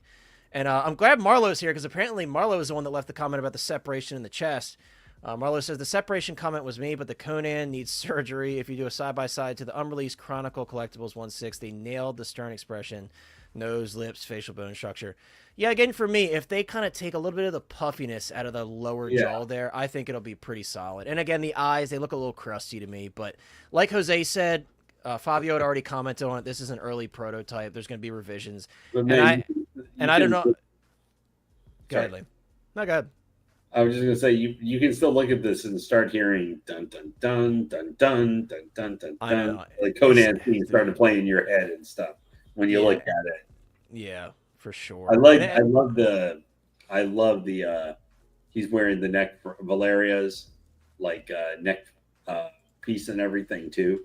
Like that's they nail all the major things. Die cast weapons as well. He's got the broken sword. He's got the full length sword. So, I mean, like they said with Maestro, you're paying a lot, but you're getting the best of the best. And I firmly, you know, we get artisan figures from Hot Toys, and you know, I still love my artisan figures, but artisan doesn't always mean you get the best of the best materials and everything. So it's cool to see, you know, Kaustic pushing for that. And yeah, dude, this is a really exciting line. I'll add Go before you move on is that the hair specifically was really impressive. You were mentioning how good it looks in person. It looks like real hair is on these action figures, on these collectibles. Like these, it looks like actual human being hair. You know what I mean? Like, yeah. And especially those that have bought, you know, some of these artisans, you know, from Hot Toys, you see the huge difference. You know, if you even have that Anakin or the Joker or any of these artisans that already released, and you're looking at that hair, and then you compare it to what I was seeing in person, it's just a whole other level. You know what I mean? And I, you know, I'm hoping Hot Toys can get there. I don't know why they can't do things like that. I don't know if it's just because this is a smaller company and they can focus a little bit more on that, and they're not doing as many figures or whatever's. But yeah, it was just completely different. Yeah. I mean, that's a great point. It's a great point. And I will say, guys, the one thing about Kaustic that I love, they don't do reissues, and more often than not, their stuff, it's very collectible, because on the aftermarket, some of these figures are worth a crap ton. Like, I don't even want to tell you what the Nosferatu figures are selling for it, no matter what set you have. Like, I have kind of the best set that they offer for Nosferatu, and it was going for a crap ton of money. Yes, Moose, Thulsa Doom, the main villain, is James Earl Jones, played by James Earl Jones. So, and I will say, Fabio did say that is not off the table, and he's looking into it. So if we get a freaking Thulsa Doom figure, I would lose my mind, dude. Is not Ellen DeGeneres. So for those of you guys who aren't familiar, I'm very curious to see how many people are actually interested in this IP. I love this movie. There's actually, I think, 3 of these movies. The original, obviously, is the best one. We have Dr. Herbert West with Dr. Carl's head here. If you guys have seen the movie, and I don't want to spoil it if you guys are going to go back and watch this movie at some point, because it's just such a shocking scene. But that head does some crazy shit in this movie. I will say that. I'll leave it at that if you haven't seen the movie. But what movie is this? Re-Animator. Oh, yeah, it's a classic. I've never seen it, though, but I know of it. So if you guys haven't seen the movie, you have to see it just to see what that head do, because it's pretty crazy, man. It's a pretty crazy scene. Let's just say this guy is dead, but he's reanimated, and he takes advantage of a crush of his after he's reanimated. But this is a really cool license. There is a video, and again, I'm going to briefly show those videos. There is a video showing a 2-pack with Dr. Carl in a different form, going along with the severed head as well. But the Herbert West sculpt is incredible. If you guys have seen this movie, I think this is spot on. Absolutely spot on. I will pull up the videos now because you might as well. And I'll pull up the Re-Animator video first since we're already talking about it. There's a 2-pack here. And sorry if the video is kind of small. It's just kind of the format that Sideshow uploaded them in. They're like in shorts format. But there is going to be a deluxe 2-pack available with Dr. Carl after he loses his head and he has that like skeleton, like medical, it's like a teaching tool. It's like a anatomy of a skull and half of it has flesh on it. Long story short, in the movie, he's like sneaking into the morgue and he puts this skeleton head on his shoulders and puts the medical mask over it so he could sneak in. In this video, Fabio actually says that that's removable because at some point in the film, it falls off and you can just see like the line where the head is severed off the body. So it's just really cool attention to detail. I want to see what's under that mask because, again, I want to see how close it is to the film. But, yeah, this is really cool. I love this movie. It's a classic, and I just want to see more when it comes to the accessories. This right here, even though I was already excited about this figure, this right here, because we weren't able to see it in person, this right here is what got me really, really excited. Seeing this video of Eric Draven, dude, it looks freaking incredible, man. And I will say this, these figures do have rolling eyeballs, starting with the Phantom of the Opera figure, which is just about to release for everybody. That has rolling eyeballs as the first figure from Kaustic to feature rolling eyeballs. So moving forward, these all have rolling eyeballs. Again, with the Maestro line, you have rooted hair, real leather materials, all that jazz. Really cool graveyard diorama that he showed there with Shelley and Eric's grave. Also, he did mention doing, because they're one of the most iconic shots from The Crow cinematically is that glass broken window. That's going to be the other display base if you get that all-in set. So I'm like, dude, I got to get the all-in set because that's the base I want. And I do like this with the gravestones, and I like the crow sitting on Shelley's grave. That's very symbolic. But yeah, that shattered window, that's the one for me. So yeah, this looks amazing. Again, just watching Fabio, dude, he's just having a great time and just kind of living in the moment here, and it's just so cool. Chris, this is for you, and then we'll show this video, and then we're gonna move on to the other stuff. Actually, I do have a quick video as well from the con. I can't remember who took the video, but I have a quick video. But here's Fabio talking about Jareth. You could see that doorway diorama. Again, a lot of these dioramas from Kaustic are actually nice, heavy polystone, very quality. Obviously, the shipping will get a little expensive, but Owen in the house. Owen said, "I need the crow today." Yeah, me too, man. Me too. I wish I could just get it right now. Like, hey, Fabio, let me throw you an extra 200 and give it to me now. Yeah, dude, I'm telling you, you got it. At the very least, look up that scene from the Re-Animator on YouTube. I don't want to spoil it for you. It's just so shocking. I'm like, I cannot believe they put this in this movie, but they did. You did say that. You were like, you gotta see what that head do. Yeah, you got. That was funny. I want to see the movie now. You sold me, dude. It's a classic, man. And there, like I said, there are 3 of them. The second 2, the latter 2 aren't the best, but yeah, Manny, that one is going to hurt very bad. That one is going to hurt very bad. Okay, so this is Philly's video. Shout out to Philly Figurecraft. I'm sure Jose said what's up to him at some point. Nice. I was with him. Oh, you're with him. Yeah, okay, cool. Actually, so maybe we'll see Jose. If you're watching Philly's, if you see Philly's video, you'll see me and him chatting in the back, and then at one point, oh, there he is, right there. The there phone. Is, yeah. That's me showing him. There's that's Jose. me showing That's him your hilarious. messages. Dude, that's me. That's cool. We're talking right there. That's hilarious. Look, he's pointing at my. That's so funny, dude. But yeah. Shout out to Jose and Philly here. Philly's taking Nice. obviously video of the actual displays and everything they had set up at the con. This display alone is just absolute fire, dude. I mean, the 3 heavy hitters all together. Yeah. Poor Herbert West was like shoved back in the corner, and I get it. I feel like wouldn't make sense there. Yeah, and out of the 4 here, and dude, here's a look at like London After Midnight and Frankenstein. I hate to admit it, I have most of these figures on pre-order. Hey, there's nothing wrong with that, man. For as good as those other ones are, I need Jennifer Connelly too. Yeah. Bro, like 14-year-old me would love to have that figure because I had a huge crush on her back then. I mean, I still do. Oh my god! But we're like the same age, me and her. So like when Labyrinth came out, I was like, this is the ultimate, girlfriend. Like she was so cute. Oh, 100%. Yeah, and I'm excited for Jean-Claude Van Damme too. Oh shit! They have Rico. I asked them if you go. Someone is And doing Connor's been dying for this figure right We're here. jumping ahead a little bit here, dude. I mean, I want him too. All right, you know, we'll do I this know now. Connor was like, "Yo, I can stuff. die happy now that this." Yeah. Hey, I hate to say used it, but I used to follow, wrestling. I watched The Rock and stuff. So when he did the movie and Scorpion King and did the all worst that CGI stuff, like, of all time. In, dude, in the Mummy. hey, 3. but it was good for what it was. Like, I mean, as a kid, like it put me in it. I was like, PlayStation holy 2. crap. Yeah. PlayStation 2. Yeah. Jojo said, honestly, I would love to see a female version of every male figure shown today. I think that'll be amazing. Female version of the Crow. I mean, hey, sometimes there's concept figures and stuff that happen, and some of those turn out pretty cool. Rick is looking a little dead-eyed there.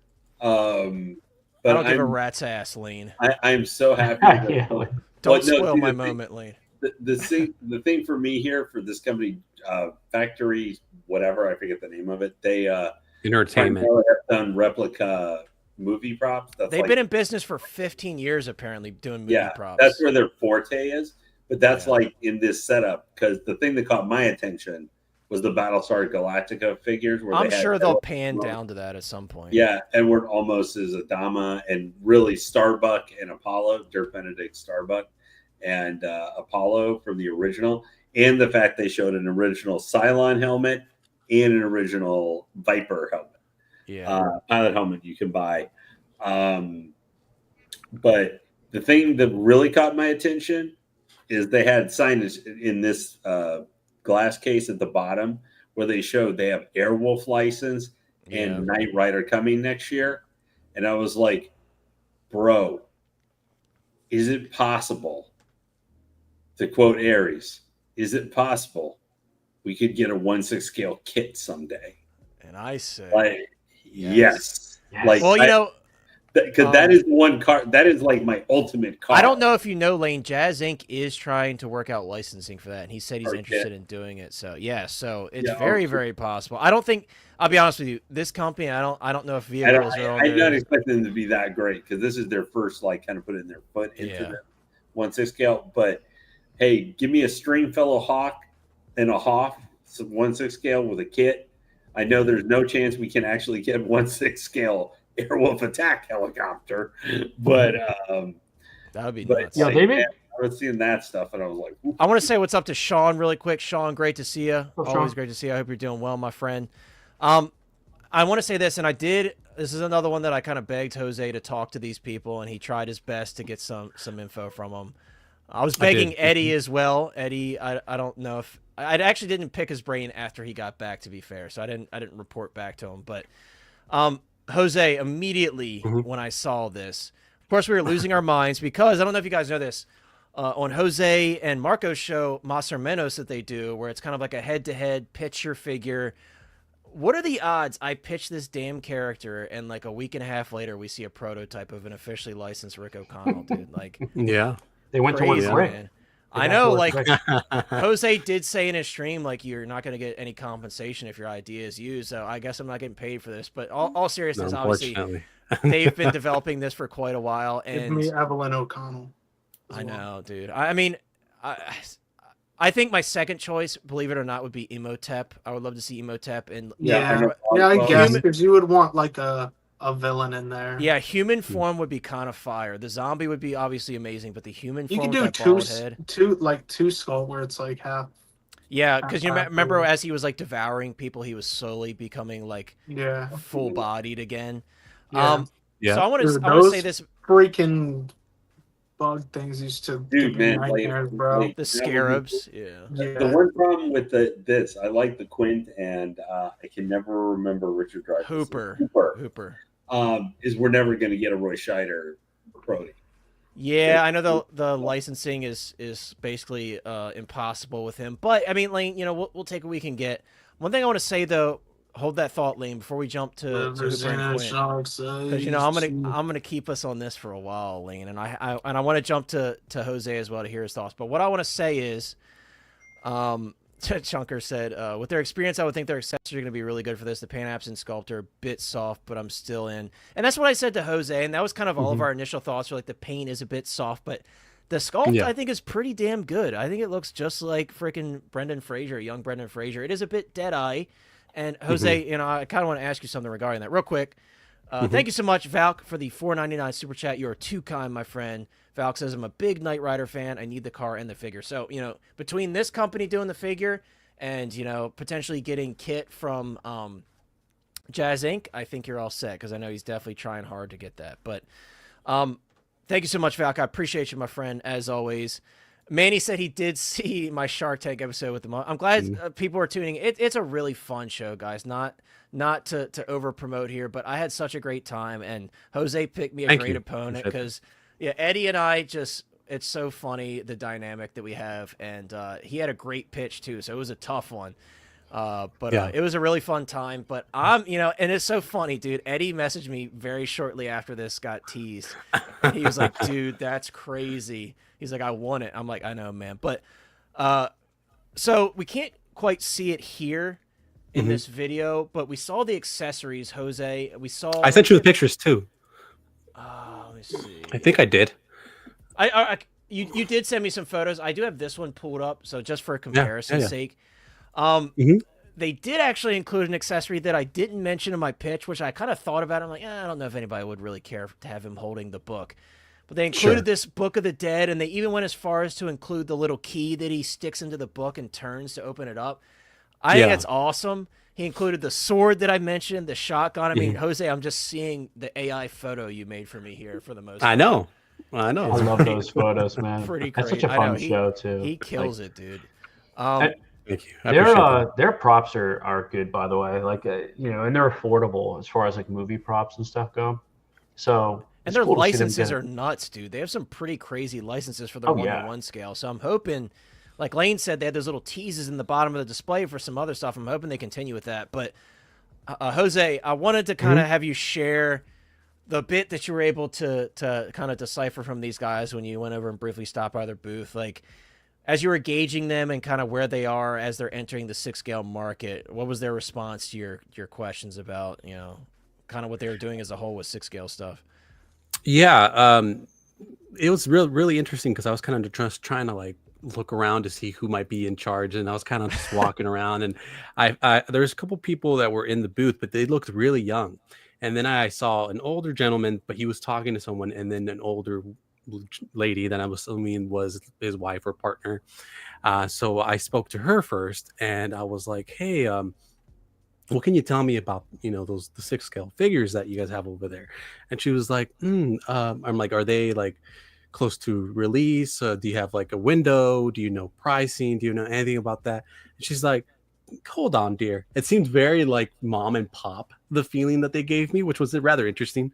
And then they went and they spoke to the younger guys, and then they confirmed, and they were like, "Oh yeah, like those that you're seeing there, they're basically very close to final products. So they're basically what you're seeing, that's what you're kind of gonna get." And so they're saying that they were projecting for them to go on pre-order sometime this year. And then they asked me to subscribe to their like newsletter. So that way I'd get the updates for when they go on sale. But I was like, "Oh, so you guys don't anticipate making any changes or anything like that?" Mainly because when I was looking at the sculpts, I did think they were a little soft. How was the paint? Like the paint was a little mid in person, just like it looks in the photos. Yeah, I mean, it felt like third party-ish a little bit.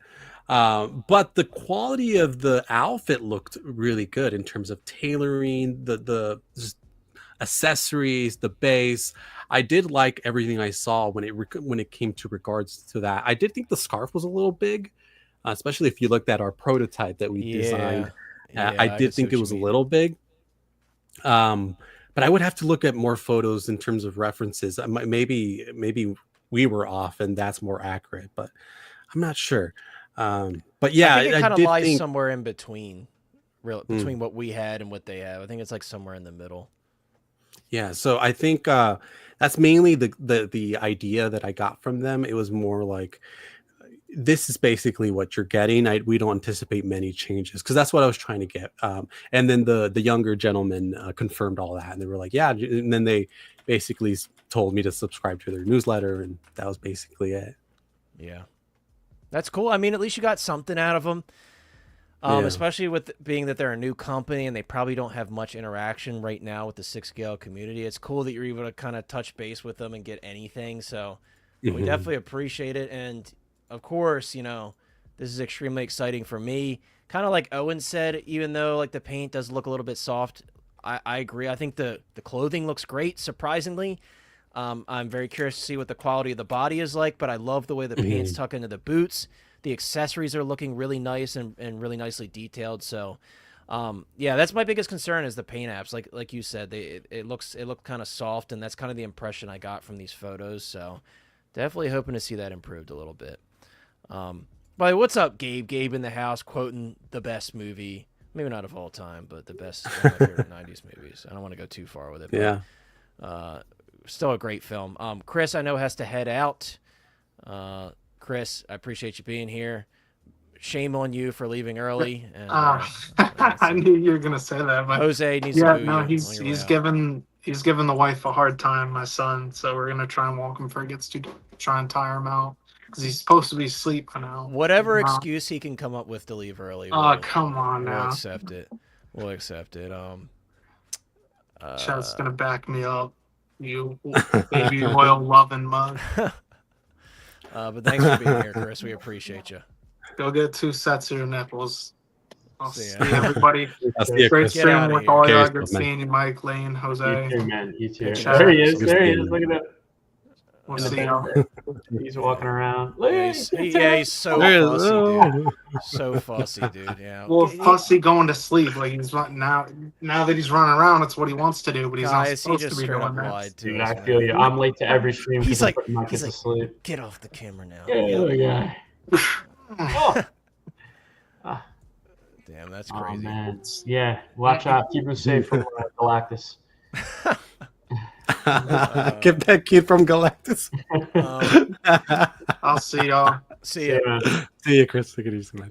That's crazy. He said if he ain't leaving early, he's tech decking or gooning. Yeah, good. Wow. Oh, was the one that made the video. Yeah, so when it comes to Battlestar Galactica, I know a lot of people were excited about these. I have zero connection to Battlestar Galactica whatsoever. I've never seen it. Never had any interest in it. I will say the outfits are really cool. I think this sculpt is probably the worst of the bunch in terms of the softness of the paint. Just not knowing what the actor looks like at all. That one kind of took me off guard at first. I was like, oh, that looks kind of cheap. But I think Hooper and Quint look very good. I think the accessories look really nice.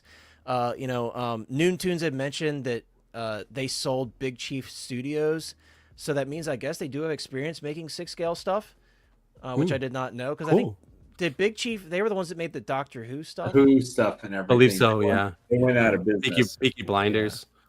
So that might be a good or a bad thing then. Well, some of the Who's, yeah. Who's who would you get? I have to tell you, dude. I know everybody's like, "Oh, you got to watch this show. It's really great." But watch the newer Battlestar Galactica with Katie Sackhoff. I think it's better. Well, I mean, it's not necessarily that it's better. It's just more like It's a totally different type of story and show. Yeah, and it's like the original was like Star Wars space fantasy stuff, where there is a little bit of fantasy connected, but it's more like Heinlein, Asimov, like hard science fiction, and it's a very dark story. But yeah, like the 2000s version, it's one of the best shows I've ever seen in my life. It is so worth you seeking out. Trust me on this one, man. Like, just nerd to nerd. Like, I don't recommend the show to everybody, but you will love this show. I think anyone who's seen it, I think you can back me up. Maybe I will eventually. I just got so much to catch up on. I know. But also, maybe I won't watch the original because I don't want the figures. And you don't need to watch it, in my opinion. That's a nostalgia thing for a lot of people. But the original show is totally different, than the 2008-12 show. I will say this, unrelated to Battlestar Galactica, but these figures right here are extremely exciting. And it's like, when you see these, you're like, why weren't these done sooner? And I know Mars made a prototype of Quint, and unfortunately, I love Mars to death, but he did not capitalize on that. The 50th anniversary, that should have been ready at the beginning of this year, at least for pre-order, and he could have worked out the kinks and stuff later. But somebody saw that opening and they're coming in strong, because I think these figures look pretty solid. I think Hooper, the body looks a bit disproportioned in my opinion. I think they could improve that a little bit. Jose, when they said that you're talking about figures like almost ready for pre-order, were they talking about Hooper and Quint as well? Like they said these. They talked about all of them. All of them. The whole group of them. Okay. Yeah, I mean, I'll still get Hooper, but the body, he kind of looks like a little kid. I'm not gonna lie. Yeah, and he looks the head sculpt's very good. Yeah. I think my initial question was like, were they early prototypes? That's what I asked them. Right. And then they were like, nope. They're like, nope. This is basically as close to final product as you'll get. And I was like, oh, okay, yeah, dude. He looks. So these are early prototype, right? It's like, no. These are final. He's like, oh no, we're ready to go. Great. That's what I thought. I was just making sure. But yeah, I think the sculpt, especially on Hooper, it looks very much like Richard Dreyfuss. It's just like the body. He just kind of looks like a little kid. But I'm not going to complain. I'll take it. Hopefully they're priced accordingly. I would probably place these, if I had to guess, in like Trick or Treat Studios pricing territory. But we don't know. We don't know. Like 150 max, right? I was hoping, but I don't know. With all these accessories, I'm kind of thinking, I'm like, these might be like a little bit more than that. But they kind of look like Trick or Treat Studio. If the Rick, they do. So if the Rick is about like $200, like that would Trick be or a Treat crazy Studios, price point. Yeah, I mean, like, why not? You know what I mean? I love that about Trick or Treat, dude. Like, I really love that. You know, you can get a really good Michael Myers for under $200. Like, that's great. Oh yeah, because they put a lot of work into the sculpt. You know, that's funny. Yeah, no, and I agree with this as well. Even though I haven't seen this show, I just love that old aesthetic. I talked about this a lot with the sideshow, like Scum and Villainy line. Rest in peace, Beto. Oh, man. I really like that old aesthetic that those figures have. It just kind of puts you back in that time. And it's the same with the Fantastic Four figures. I've kind of come to the realization in my head after seeing all the Caustic stuff. I'm like, I'm not getting those Fantastic Four figures, but I love the aesthetic of them. I love it. Absolutely love it. I would agree. Like, I'd rather have the older Battlestar as figures just because I do love that aesthetic too. I mean, it takes you back to the 70s and Star Wars feel and all that stuff. But I think the drama of the show. It's funny is I think this figure feels like it's been overplayed since with the Lane, how do you follow this with freaking one of the most iconic outfits ever, Smooth Criminal? I would probably be, honestly, I'm probably going to be, with this one just coming out, if that was the one that I got from InArt, I might be a little annoyed. I've seen the Smooth Criminal coming up. It's funny pairing these two right now. So we got the InArt questions coming up now. Bro, that zipper is huge. I can't be the only one who thinks that zipper it is kind of huge. It is kind of huge. I will say though, Negan, there's some photos. Either Nick or Riley took the photos. I know sometimes Nick will take the photos and Riley shares them on his page. Whoever took them, they're incredible photos of this Negan, and I will pull those up. Jose, you shared some very exciting and also at the same time upsetting news about some updates from InArt. Particularly, we could start with the Walking Dead stuff because I knew something was up because I remember things very vividly, and I remember John said that they were expecting these to be up for pre-order in April of this year, and it didn't happen, and we knew something was up with the licensing. And you shared something particularly about Daryl Dixon that really upset me because I hate, I want to say it is a case-by-case basis, but when it comes to this, that particular look of Daryl is what we wanted, and then you share it, and you can kind of start sharing, information with us. But so I wasn't the one who initially asked about them, but I was standing when someone asked, and I was kind of like glue, man. And whenever I saw them available or standing on their own, or they're just with one person, I'd just kind of stand next to them, and I'd be eavesdropping or waiting my turn to ask a question. And someone brought up like, "Hey, what's going on? Like, why is only Negan here? Last year you had all three. There was three of them, right? And now you only have one. Like, what's going on?" And the way that started, they stated, look, what's happening right now, there's a holdup with one of the actors. And then they were like, well, who? And then it's like, well, the guy who plays Daryl, Norman Reedus. So his people, basically, I guess the way that they explained it was that first they were being really picky about his likeness, and they wanted to make sure that he liked the figure. And then they said that they were able to provide him a figure so that way he could look at it, and then he was very happy with it and wanted to approve it. But then his people basically came back and said, well, we like it, but we would prefer and would believe it would be more beneficial to him if the figure was not from The Walking Dead, but it was actually from The Walking Dead Daryl Dixon show, because they would kind of cross promote the show or so on and so forth. And so that is kind of what's holding it up, because they had originally displayed the other Daryl Dixon from the Walking Dead proper show. And so it looks like basically they're going back and forth and trying to get that settled before putting up the figures. Dude, and like everyone wants Daryl with the vest with the freaking wings on the back. Like you want him from The Walking Dead, and them trying to push. I'm sorry. I'll be the first one to say no one gives a shit about that show. No one watches. Over. I know. Shout out to one Adam 12, because I know he's like, I watch it. Adam and 10 other people watch the Daryl Dixon show. No one watches the ones who live with like Rick and Michonne. No one watches. That show was over by like season 4. Right, I had a great time. Don't get me wrong, but I made it to 7, dude. I made it through 7. I enjoyed it, and then like I did watch the other stuff, but it was like I was kind of like tuned out at that point. So I did watch it, but I was tuning out, and like I'm sure I missed stuff, and I was just like I don't know, but.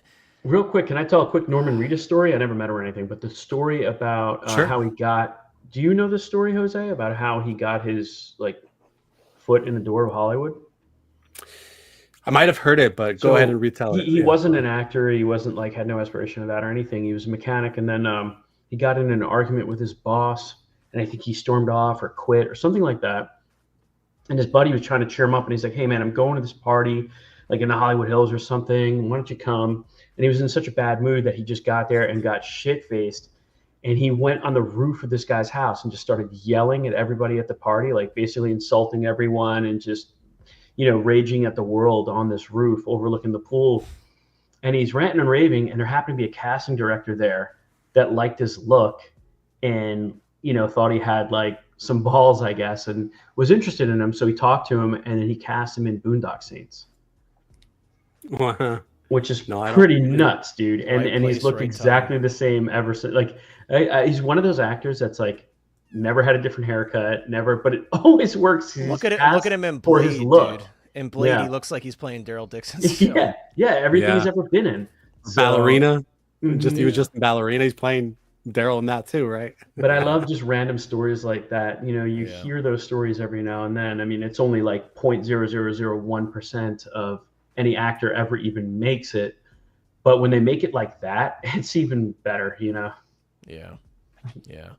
But yeah, dude, like I agree. I know Manny's saying he's upset with that news. I agree. It sucks, man. And, we can't fully blame InArt for that. I hope they continue to push. And Manny, I know you want both versions, but if we could only have one, I think we could all agree. We want the OG look with the vest, with the wings on the back. Like, that's what we want. And just like Rick, like, if we all could pick one look for Rick, I think probably 90% of us would say the murder jacket look. Everybody has their favorite looks, but like they're doing like the later look of Rick, or even like the Sheriff Rick. I think a lot of people would want as well. But like the later look of Rick with like the blue button down, I don't think a lot of people would pick that as their first choice. But season 1, man, just go season 1 for everybody. I don't know, dude. I mean, not Negan, obviously, he wasn't. I love that murder jacket look so much. Yeah, that was I feel you. Prime Rick for me, like. I guess I just like the cop look, I just like. I love it too. I had the 301, and it's actually a pretty solid figure. But dude, Rick, we didn't want to waste the bullets. Yeah. And I hated that guy when he finally macheted that dude to the head. I'm like, finally, that piece of crap's gone. Bro. Yeah.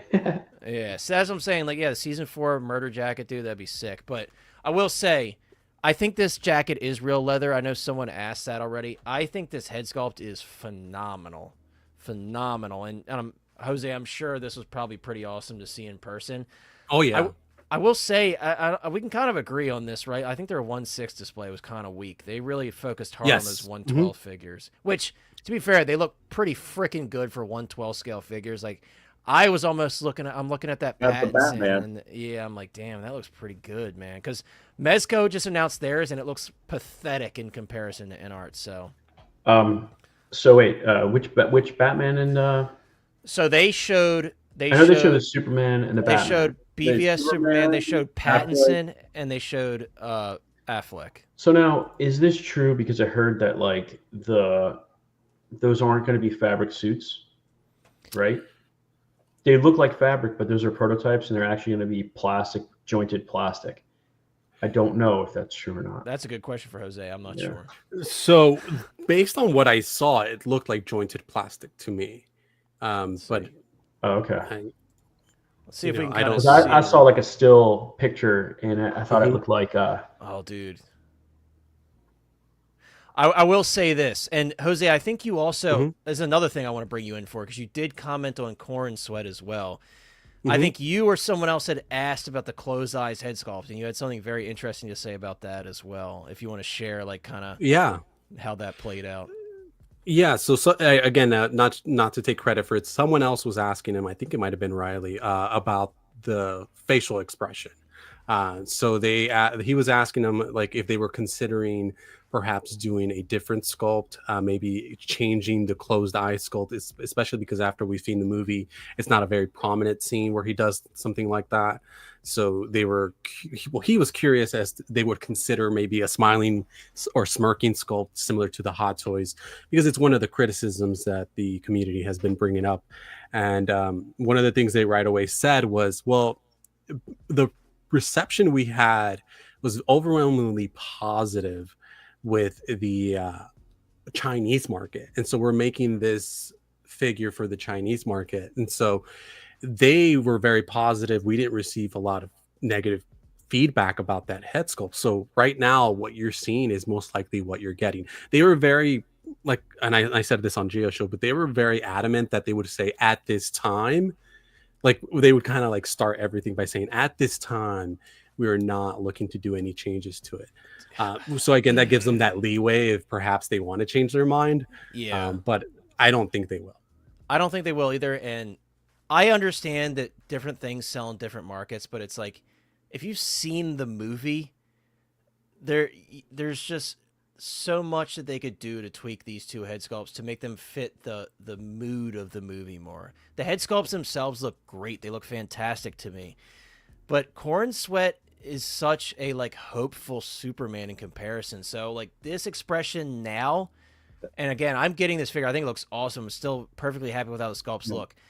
You want that subtle smile on his face, or you want that heat vision sculpt. There's a particular scene towards the end of the film where he uses that heat vision in a really cool way. And it's like, when you see that, you're like, why are they making, and like the main sculpt is fine to me. I would like it to have a smirk, but I'm perfectly fine with it. Though for Cavill Superman from Man of But Steel. it is like, you know, and this is not a spoiler because it's in one of the trailers when he like yells at Luthor and he's like, "Where's the dog?" He has like a kind of an angry face at that point, so it could fit. I think that's the angriest he got in the movie. Is, yeah. I think it is the angriest he got, because he was less angry when, you know, I don't want to spoil anything. Yeah. Anyways, towards the end of the film, I was like expecting to see this moment with the eyes closed, and I'm like, I didn't find it, so I'm like, they must have taken this from that promotional image. It's the poster, yeah, because you don't really see it. There's a scene where he does close his eyes, but it's very brief. Right after he finds out the news about his parents, and then he goes into that one building, and you know, people are like giving him shit about it or whatever. And then he goes, and then he puts his head down. When he puts his head down, he closes his eyes. And then that's when Green Lantern goes up to him and he's like, "Oh, is that true? Are you really a blah, blah, blah?" And, you know what I mean? It's just so but that's the only moment. Yeah. And then like only that one moment. Yeah, and like I get the market thing, but it's like we've seen the movie in the US here, and like it just doesn't fit as well as like those other expressions. But again, I'm perfectly happy with the sculpt. I think the main sculpt especially looks awesome. I think you have opportunity for other expressions with a battle damage suit that maybe Hot Toys will give us. Yeah. Because like he went through a lot in the movie, and I feel like for half the movie the suit is dirtied up and looks different anyway. Yeah. You know, so like a different expression might not have fit the clean suit. I don't know. I'm just trying to throw Yeah, the way to we're just think about it out we're just there. coping a little I'm bit. coping, yeah. I mean, I'm not because I'm not getting it, but whatever.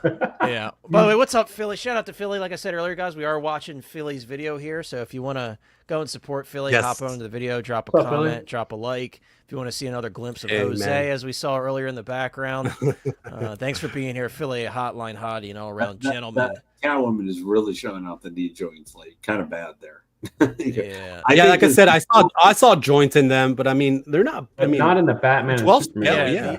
These are like T-posed. I It's love so how weird. that Batman Why who would you- laughs, and also the I kind of want that third-party Batman who laughs. That That's one looks what- really that would good, look and cool. it's got the Deathstroke's interesting, and this is the XE suit, right? from the Batman Arkham Origins. Yeah. Yeah, really, really. Those cool are stuff. the I'm guessing, are those the Kojin? No, those are the InArt. Those are that's all part of InArt's display. Yeah. Smooth Criminal. The pricing on Smooth Criminal wasn't too bad. Well, we'll bring that up. I want to point out a couple things, and then we'll look at the pricing link, because I was curious to hear people's thoughts on that. Philly, how do you not recognize your own video, dude? Your beautiful cinematography, dude, and your title of the video, dude. You gotta be ready to jump. Oh, and then yes, there's another thing we did not bring up. Yes. The John McClane, and this one might excite Mike. Apparently, InArt was asking Geo and the rest of the crowd that were there, would you guys buy a John McClane figure? And I hope they all were like, fuck yeah, we would, yeah, we would. because I would have been there saying absolutely. They turned into South Park or what? Yeah. Totally buy it. Yeah. Fuck yeah, we would. We'll buy it. Geo's like, Hell yeah, dude. Yo, Brick you guys Artemis ever- in the house. What's up, Brick? What's up, Rick? Hey, so You guys ever what's played up? a game Moonwalker back in the day? What is it? The Michael Jackson Moonwalker game? No, Oh yeah, Yo, that game was amazing, dude. Like you and he was wearing this outfit in the game, so it reminded me of it. But like you fight That's the bad guys with little sparkly fairy dust that you that's and wild. it hits him with little fairy dust. Yeah, it's pretty cool. I was just going to say that we had one of the criticisms I had, and it's why you're bringing these photos up of this particular figure, was for me, I was like, these InArt, like the way that they did this event, again, they focused a lot on the 12 scale. They were very prominent and answering a lot of questions about 12 scale. I'm like, who are these kids that are asking all these 12 scale? Like, I didn't recognize any of the I know. kids that were in there asking 12 scale, but they seemed to be very into it. And again, what really kind of bothered me, because I was like, okay, like they have stuff from last year that we already saw, and the only thing kind of new that was seeing that David Cornsweet in person. And then what was worse is that we were on our way to the event when these photos hit online. Yeah, so why I'm did they like, not bring the prototype with them? yeah, I'm like, well, not only that, I'm like, if you can't bring the prototype, wouldn't it have been cool, for example, and then this is me just thinking as a business person or whatever, but I'm like, wouldn't it have been cool, maybe they all have the photos already on their computers or whatever, like present it or something to you guys first. Exactly. Be like, hey, like these photos are gonna go up in an hour, but you guys are gonna see these photos first. I agree. You know what I mean? And it's like, you know what I mean? Like they could have done presentation. They could have had us all sit down. They had a big space, you know what I mean? So it's like had us all sit down being like, hey guys, you know how Yoast does these things where he shows you like 3D renders and things like that? Like, hey guys, no recording, no flash photography. Here is some exclusive look at a couple of things we're working on behind the scenes, a little snippet that we could talk about, we could write about, but there's no actual evidence or whatever. And so that way they still feel secure, like they didn't share anything too early, but we got to see it because we were there at the event. They show these photos and we end up feeling happy after the event, versus their way of having fun was that they brought a bunch of 1/12 scale Dark Knight Christian Bale Batmans, put them on these pedestals that they had or whatever, and they're like, okay guys, go ahead and unbox it and play with these 1/12 scale Batman. And we were like, what? And they're like, yeah, like go ahead, go crazy. And we were like, yeah, start posing them. And I was like, I would have been like, what? I've been like, dude, I'm not here for that. Like, yeah, that's a little weird. Like, yeah, have at it, guys. I'm like, I already have a figure. Yeah, no, that's what I'm saying. I was like, what? I was like, I looked at one, I grabbed it, and I was like, okay, cool, this is really cool. But I wasn't over here posing with it. I feel like they were trying to like be like, hey guys, like get into 12 scale, getting to 12 scale. You know what They're I mean? pushing It's that like, 12 scale hard, dude. and I was like, the thing is, 12 scale, 1/6 scale is jam full of companies like Hot Toys have been doing this since the beginning, of 1/6 scale time, in toy years. And then you've also got not even including mecha anime done by some other producers like 3-0 or what have you. So you're already competing a lot with dollars. 1/12 scales even more so for people and especially those higher end types and everything that are there's more competition, and even though I know they're cheaper figure, but they're doing $8,500 for those figures. So for the size scale, they're pretty expensive. I mean, I don't. I always thought it was a weird choice to enter that market. But I will say this, and I'm not an expert at 1/12 scale, but just at face value, as someone that collects 1/12 scale figures on a smaller scale, I don't collect a lot of the Mezco stuff, but I have eyes and I could see quality and posability is great. I have the Batman. Right. I had the Batman in hand. I had one of the early review units, not directly from InArt. I got it from Jeremy Casa, but it was very impressive as someone who's handled many 3.75 and 6-inch figures and 1/7 scale, all that stuff. Very impressive. There's no one's denying that, but I agree with Jose. I don't think the majority of people came out there to say dude, can you show us your prototypes of the Batman figures in 1/12 scale? No. I think you guys wanted to see some impressive 1/6 scale stuff, and we have all these prototypes, and Jose, actually, you talked about Game of Thrones as well. I did. If you want to share that before we finish off with Michael Jackson. Real quick, Jose, before you go, I just want to say something real quick. It's strange to go in that market because it's like what the statue market's trying to do, trying to get us to buy 1/6 scale. Yeah, statues. J&D. Yeah. It's I don't want 1/6 scale statues. This is why I buy statues.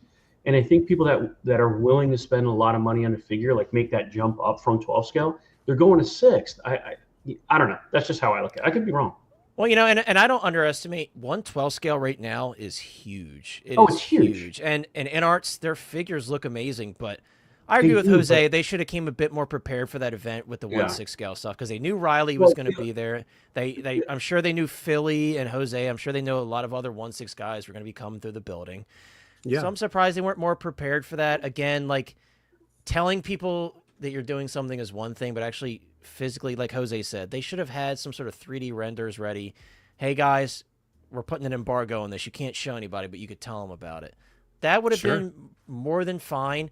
But it's like Christopher Reeve Superman, that prototype was shown. I should say those prototypes because it was Clark Kent and Superman 2 years ago. Daenerys, which Jose does have some information on that, but Daenerys 2 years ago.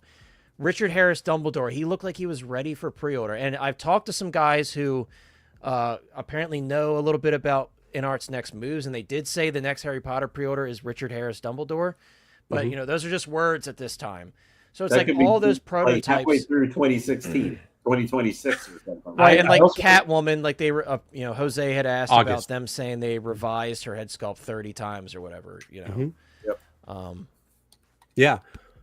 Well, if you want me to jump in, essentially with Game of Thrones, I was very curious, especially because I had asked them a year ago in terms of the update on that one, and they basically said, oh, and this is very true. What Philly just mentioned there, they ditched. Remember, it was Morphig or whatever. So there was additional name for the 12. They ditched. So now that it's just InArt.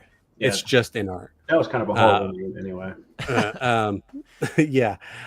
But so for Game of Thrones, I was like, hey, what's the update? There was a rumor or something about 30 revisions to the head sculpt, and they were like, yeah, that's about right. And I was like, whoa. And they're like, well, we do that with every sculpt though. It's he seemed very casual about that. He's like, we're constantly doing revisions on the sculpts, making them as perfect as we can, and then at that point we will present what we have, and then if the feedback is positive, then we will leave it. But then again, we are open to criticism, and if it's overwhelmingly negative, for example, like Malfoy, then at that point we will retract it and we'll start over, which they did. And he's like, and you saw that we did that. He's like, so we do listen to what you guys are saying. So that is important to us. So with the Daenerys, at that point, we didn't feel completely satisfied with what we had shown. And there was a lot of criticism about the outfit. Yeah, So it was we a did go terrible back to the choice. drawing board. And so we went back to the drawing board. A lot of the feedback was that they wanted something from the earlier seasons. And so what they said was, is like, we are doing something from the early seasons. And I was trying to like push a little bit more information. I was like, well, what outfit are you thinking about? Like, or what outfit are you guys looking at? I'm like, I was like trying to describe it. They didn't really know. And I was like, well, what color is it? Is it blue? Is it white? Because I was like, is it season 3 finale? Is it season 5 finale? Or we're talking about maybe season 6 finale. So I started kind of going into specifics about the outfit, and they said blue. So for my idea was most likely season 3 finale, which is a very popular outfit. It's the one that 3-0 did. Right. So it's the season 3 finale where With she the gains whip the and Unsullied everything. and the whip Yeah. and all that. So they said, he's like, however, we are looking to develop 2 versions. Because we do like the later seasons where she has that military look. So he's like, we most likely will That's do the both one I Daenerys. want. That's the one I would prefer. But I do really like that season 4 look as well. It's like that outfit they chose was just a shitty choice. And obviously, I think they realized like this doesn't really translate well to 1/6 after hearing the feedback. But it just sucks again. And Sean is absolutely right. Again, I think their 1/12 scale figures look phenomenal. And again, I had the Bale Batman in hand. It was great. What I worry about, though, is them jumping so hard into 1/12. 1/6 is going to become less of a priority, which very well could happen. Very well could happen, especially like like was mentioned about them dropping the Morphig name and just going to InArt solely. They very well could take priority with the 1/12 stuff because the market is just huge right now. There's a lot of people interested in it. I don't blame them at all, but as a 1/6 collector, my greediness is like I want them to announce this shit that they've been talking about. With InArt, I'm just tired of hearing that they're going to do stuff, and I want to see it. I want to see that BVS Batman. I want to see that Wonder Woman. We've been hearing about that stuff for so long. How long ago did we see that list that had, like, Black Adam and shit on it? How long has it been? You know what I mean? Like, I think that's their biggest thing is they talk about a lot, and they don't do as much as they should be doing in terms of announcing or teasing. At least give us a frickin' tease. Show us the nipples of one of these characters or something. Like, I need something. A lot of nipple dude. talk on this episode, I man. know, dude. Give me something, man. But yeah, I would love to see the Wonder Woman. Love to see the BVS. I know if they do a BVS as awesome as that Hot Toys one, if InArt does one, it's going to be equally as awesome or better. So I'd love to see it. I'd love to see them take a crack at it, but just a matter of when. Also, I'll add that they said we are developing the 3 characters right now, and I thought they meant Jon Snow, Daenerys, and Tyrion, but they said no. Actually, we're looking to do Daenerys, most likely both outfits. Jon Snow. I didn't ask which outfit, but I'm assuming they will do something later season, but I don't know. It better be. And then they said, and then they tried to explain it. They're like, oh, the one that's always with the little girl and blah blah blah. Hound, like, and I was like, yep. And I was like, the Hound. I was like, I'm cool with that. Strange. He's one of my favorite characters. But yeah, he's a cool Tyrion, character. But that's you would think Tyrion or something a little bit bigger than that. But I hope they do the Hound in like his season 1 armor. That's like his best look. But even if he's in the armor he's wearing when he's traveling with Arya, that would be cool too. But yeah, I'm cool with that. I think the Hound's a great decision. But again, I would have suspected Tyrion as well for the 3rd choice because obviously they're kind of like 3 peas in a pod until all shit hits the fan. But Jamie would be cool. I will say the 3-0 Jamie, that sculpt's pretty awesome. They did a pretty good job. It's the later seasons one. A stupid choice for a look for him. I would have ditched that option for Jamie, but back to the Michael Jackson though. I know some people brought up I would love to see because apparently Jose, I believe you said they also mentioned that there's also another look for Michael in development as well. I'm hoping it's Thriller. Someone mentioned that 3rd-party set. You've want my thoughts on it. I think it looks terrible. I'll just leave it at that. I think both of those figures look terrible. That company is not very well known, so I have a feeling that set's going to be really bad. So if you're hesitant on pre-ordering that, I would personally say stay away from it because it's not Present Toys or Limb Toys or any So Toys. Any of these companies we know do pretty decent work. I would avoid it like the plague, especially if you can swing one of these. My advice to anybody looking to buy a 3rd party, for the most part, you can buy it once it releases. For the most part, I mean, there's the rare exceptions. Yeah, you'll get random ones that go up, but yeah. So I say you don't pre-order at 3rd parties anymore. I mean, that's just my general opinion. It's very hard not to. I know like the Limb Toys and things like that, like the the ones that just released, I think that you might have to pre-order those. But other than that, like the rare exceptions, I think you can find those. You'll find a place that's carrying third party, and you'll be able to order that, especially when it's close to release, or when like the company starts teasing that they're going to release it and they start showing you final product. You'll be able to find it. So I would say it's very risky with third party right now. I feel like there's a decline, and it's like we're so what's going on with Mars Toys. Like I feel like feeling a lot like really negative and down on third party at the moment, and I think it's because they're not really doing much, and then what they are releasing is not as high quality as you expected. I started hearing some people getting the Two-Face in from Mars Toys, and I started hearing a lot of complaints about the tailoring and a lot of things like that. Tell me, did you get it already? So I just opened mine. Usually Mars sends them to me a little bit early, but you know, he's got so much shit going on, it kind of fell by the wayside. So I just got mine today. I like it, dude. I really do. And mine, I will say, when I opened it up, the foot was like off of the body, and I was like, "Oh shit, is mine broken?" It wasn't. The sculpts are really good, and I will say the details on the body and on the suit and everything, I think they're pretty nice. So I like it. I haven't done a deep dive, so maybe I'll discover something I don't like. But like first impressions, I was like, "This is pretty cool." I want to say shout out to my buddy Dave. He sent me this video. Oh, beautiful. I guess this is one of the Viper early looks that he does on one of these like Chinese social media pages. Looks good. So this is the Smooth Criminal with the hat off. I don't know what this shit is. Get off my screen. I will say this. So a lot of people, including myself, are like, that sculpt looks basically identical to the other one. InArt claims it is not the same sculpt. I don't know if they just went in like ZBrush or whatever that app is called and just went like that, and then they right, and then they closed it and called it a day. But dude, it looks like almost identical to me. I totally agree with people. I would want a bit more expression on this one. With the other one, it worked because, you know, there's some clips and, you know, shots of Michael on stage during that tour where he's got that serious look, just kind of taken in, like the incredible crowd at the time. Yeah, he's also wearing huge, like, you know, those almost face covering glass, you know, sunglasses and the whole thing, where, you know, it covers his facial, so much of his facial expression. But Smooth Criminal here, you see his face and everything, and it's very clear. So you want maybe a little bit more expression and stuff. Yeah, yeah. It should have been a bit more expressive for sure. I totally agree with that. I will say though, once again, the hair looks phenomenal. I mean, you know, Michael had a very unique hairstyle, and he had kind of those loose hairs here and there. And even with the previous version, which weirdly enough is, again, they released 3 figures, Hermione, and I pre-ordered 2 of those like day one with Kit, which he usually gets stuff very early, and then actually 2 of them are directly through InArt and one's through Kit. So 2 of them are directly through InArt, and I pre-ordered right when they went up, and they still have not invoiced me for it. So just as we suspected, it's going to be a very slow rollout. Them releasing 3 at one time, it might have sounded good, but no invoices yet from InArt on these. I know all the copies available right now are like the day one China copies.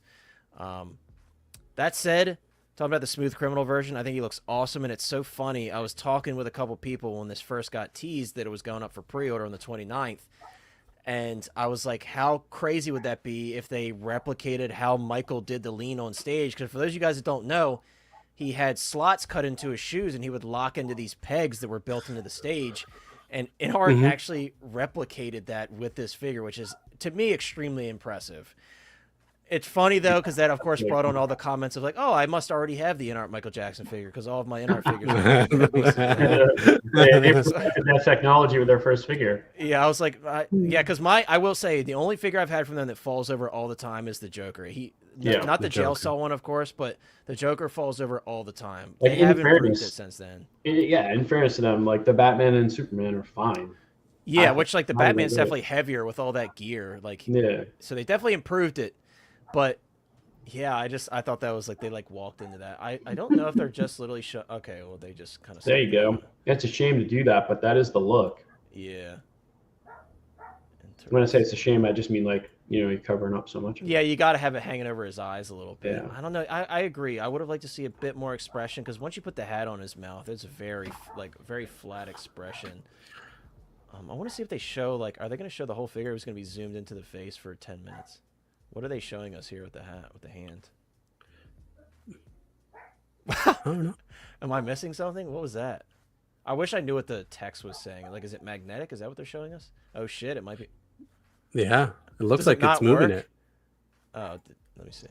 Is it for like? Is it supposed to be that? Yeah, like that iconic. Like he's pose gonna you're go like that? describing. Yeah, Maybe, yeah, maybe it's magnetic, and that's what they're trying to tell us here. yeah. Hmm. Which is that's pretty clever. Yeah. But I want to see the whole figure. So are we just gonna keep? Yeah, there you go. Oh yeah, it works really well. Oops. Dude, like, is Right, it this is not seriously- their own promotional video, so like, you know, whatever happens, happens. They can't edit it, right? Yeah, that's crazy. The entire video is just them doing that. Okay, well, we'll go back to the actual. Hands look good. Yeah, yeah. I mean, I'm glad we got to see that. Absolutely, I think so. I'm certainly. I would love to keep mine in that pose, but of course, like, who's gonna trust that over time? Not many. Dude, I love the smooth criminal look. I love the tape on his like fingers and stuff. It just looks so good. Great pose there, and I like that they included a microphone. I mean, there's just so much you could do with this one, and it's gonna work, and it's gonna look great. That is an awesome idea for lighting, having that downlit look on it, and seeing the shadow cast. Yeah, I that really looks love sick. that. Most of us can get that. I mean, it's just, you Very know, easily. yeah. He looks great. Yeah, see, like, I am very curious to see if they've done anything differently with the ankles on this body to achieve this. I would say probably they had to have at least strengthened them a little bit to do this. But again, you got to give them credit just for even attempting this, because it was just like a thought that popped in my head. Is like, what if they did that? And they actually freaking did it. And if you guys are curious what it looks like, you might have seen it in the other photos, but they do show like a photo of all of the stuff in one photo, and you can all those see poses look fantastic. They look so Oh, yeah, Michael, great. man. great, Wow. great posing. Mm-hmm. Head sculpt. I think the head sculpt's fantastic. Head sculpt is great. Hair is great. I mean, let's face it, he's not an easy likeness. Like, you know, No. it's very unique. Like him, Arnold. I mean, these are some tough likenesses to get down. Oh, there it is. Yeah. Yeah, this is so freaking cool, man. I mean, they clearly did their homework on this, and I think they probably knew some people would be like, what if they Well, did that? Yeah, and I'm pretty sure they did it actually exactly like Michael's shoes were, because it was cut out like that, as you said, and Yeah. yeah, I'm sure it was just the same way. Yeah. But so Mike, whoever we're actually going to end the stream here, so I can Okay. cut it off now. Yeah. And guys, pricing on this guy, you can pre-order it through InArt Direct. Total, I think you're looking at like $422 plus shipping. I don't like that InArt makes you pay shipping up front now. I think it's very bizarre. It's like, you know, I don't know why they started doing that all of a sudden. Were people flaking on them and canceling? I have no idea. I wonder what it is on Kit. Like, Yeah, I haven't actually looked, because usually when the stuff's worldwide, I just immediately pre-order. So I did pre-order this directly through InArt. I have the other version, hopefully shipping soon. I know that one shot up on eBay because it's Michael Jackson, and you know Michael Jackson fans are very passionate about collecting stuff related to Michael Jackson. So it doesn't surprise me. But guys, I want to thank you for an awesome stream. I had a really fun time, a lot of great topics. Sorry that we had to move through stuff a little bit quicker because there were so many things to cover. And yes, guys, if you haven't already, check out Kicks Generation Toys. That's a great place to pre-order InArt and Blitzway and stuff. But yeah, really fun stream, guys. A lot of really great stuff this week. I think apart from not having any Star Wars, there was a little bit of everything for everybody. I appreciate each and every one of you. I apologize if I didn't get to all your comments. Sometimes we get in discussion, it's hard to fit it in, but I appreciate you guys being patient and sharing your thoughts on everything. We actually didn't do a poll this stream. I just realized that. That's crazy. No poll. But what are you going to do? You can't always make it work. But guys, I appreciate each and every one of you, especially guys that donated, became new channel members. Jose, thank you so much for sharing all of that really exciting information, firsthand stuff that you were able to gather from SDCC. Yeah, that was thank great, you man. for coming in last minute. I appreciate it. But I'm like, I literally thought about it as we came on. I'm like, damn, I should have asked Jose to come on. And Jose to the rescue. He came in, and we appreciate it. And yeah, it's exciting, man. You know, there's some letdowns from InArt, but I will say, Yeah. I will end it on the fact that I'm very happy with everything I have from them. I think they do great work. Oh, and yeah. I hope Yeah. to see more from some of those figures that we've just been waiting to hear updates on. Like, I know that Reeves Superman is a big one. My Yeah. Richard Harris Dumbledore, like, come on, man. Yeah. Everybody, you guys all have a great night. I appreciate you. Manny, thanks again for becoming a hottie, my friend, and for having a great chat with us. Appreciate all you guys. And yeah, Chris is okay. Chris, his son was being a little fussy, so he's like, you guys mind if I head out a little bit early? So yeah, he's okay. He's okay. Yeah, Peace out, my friend Marla. Everybody, take care, everybody, guys. If you haven't already, once again, check out Marco 16Fix's channel. Master Menos. Jose, when is the next one? I know we know the competitors, but what is the date? Yes, it's going to be Rogue One Photography going up against KG the Collector, and that's going to be the 23rd. I don't even know the date of my own show. It's the 23rd, so it's Saturday, the 23rd. It's going to be a big show. I know both of their pitches already. They've shown me designs, mock-ups that they did, and I'm really excited about it. I think this one's going to be a tough call. I think it's going to be down the middle. So it's two figures that people really want, that people have asked for, and I'm surprised no one's pitched them yet. So I'm excited for you guys to see this. It's such a unique show. It's a great idea. Yeah, and guys, if you're a replay person, check out that pitch from Hot Toys Hotline, dude. What a killer pitch, and maybe that figure. Hey, if you're a replay person, there's other episodes you can watch too, like the one I'm a champion on too. So yeah, absolutely. You guys are looking at two champions. Sometimes Jose is a little disrespectful to his champions, I might add. Like, I expect to be greeted with a milk tea every time I speak. No, I'm just kidding. But no, for real, guys, check it out. Great time over there, and I'm excited to check out Rogue One Photographies because he did vote for me, so I automatically am going to have a bias towards him, even though his competitor is awesome as well. So definitely, guys, check it out. Mark your calendars. Subscribe to Jose Plus and 16Fix. And we're demanding that. We're not asking. We're demanding, dude. For all that information Jose gave you, you have I know, to man. Hottie Army. We do a good. And I feel like we do a good show. Like, I do it in a way that it's the replay value is there. Like, I try not to so much hit on the latest news and do more like conversation. Like Connor, you were there for our Superman conversation that we had, and so it's like you can watch that anytime. It doesn't have to be like the week that this figure got released. It could be anytime. So you can go back to Mike's episode, you can go back to your episode, and it's like it's a good watch regardless of that. So I totally agree. Also, guys, check out, and I will update the description if you guys are watching on the replay with Jose's channel. I'll put that in the description after we get off here. And of course, as always, guys, check out Thrawn's office on Instagram. That is Hottie Robber Mike, aka. And then Legendary Lane, you will find him everywhere. He might be on Aries on Sunday. He might be unboxing on Collecting Weekly on Mondays. You'll find him here, there, and everywhere. Most likely in a Hulk Hogan cosplay. 95% of the time. Today he decided not to wear it because he was running a little behind. I am a real American. Fight for the rights of every man. And yes, check out Jose Plus. Please. Thank you, Lane, for serenading us at the end. But that's going to do it, guys. As long as we have a stream next week, which I'm sure we will, we'll see you next Tuesday at 7 p.m. EST.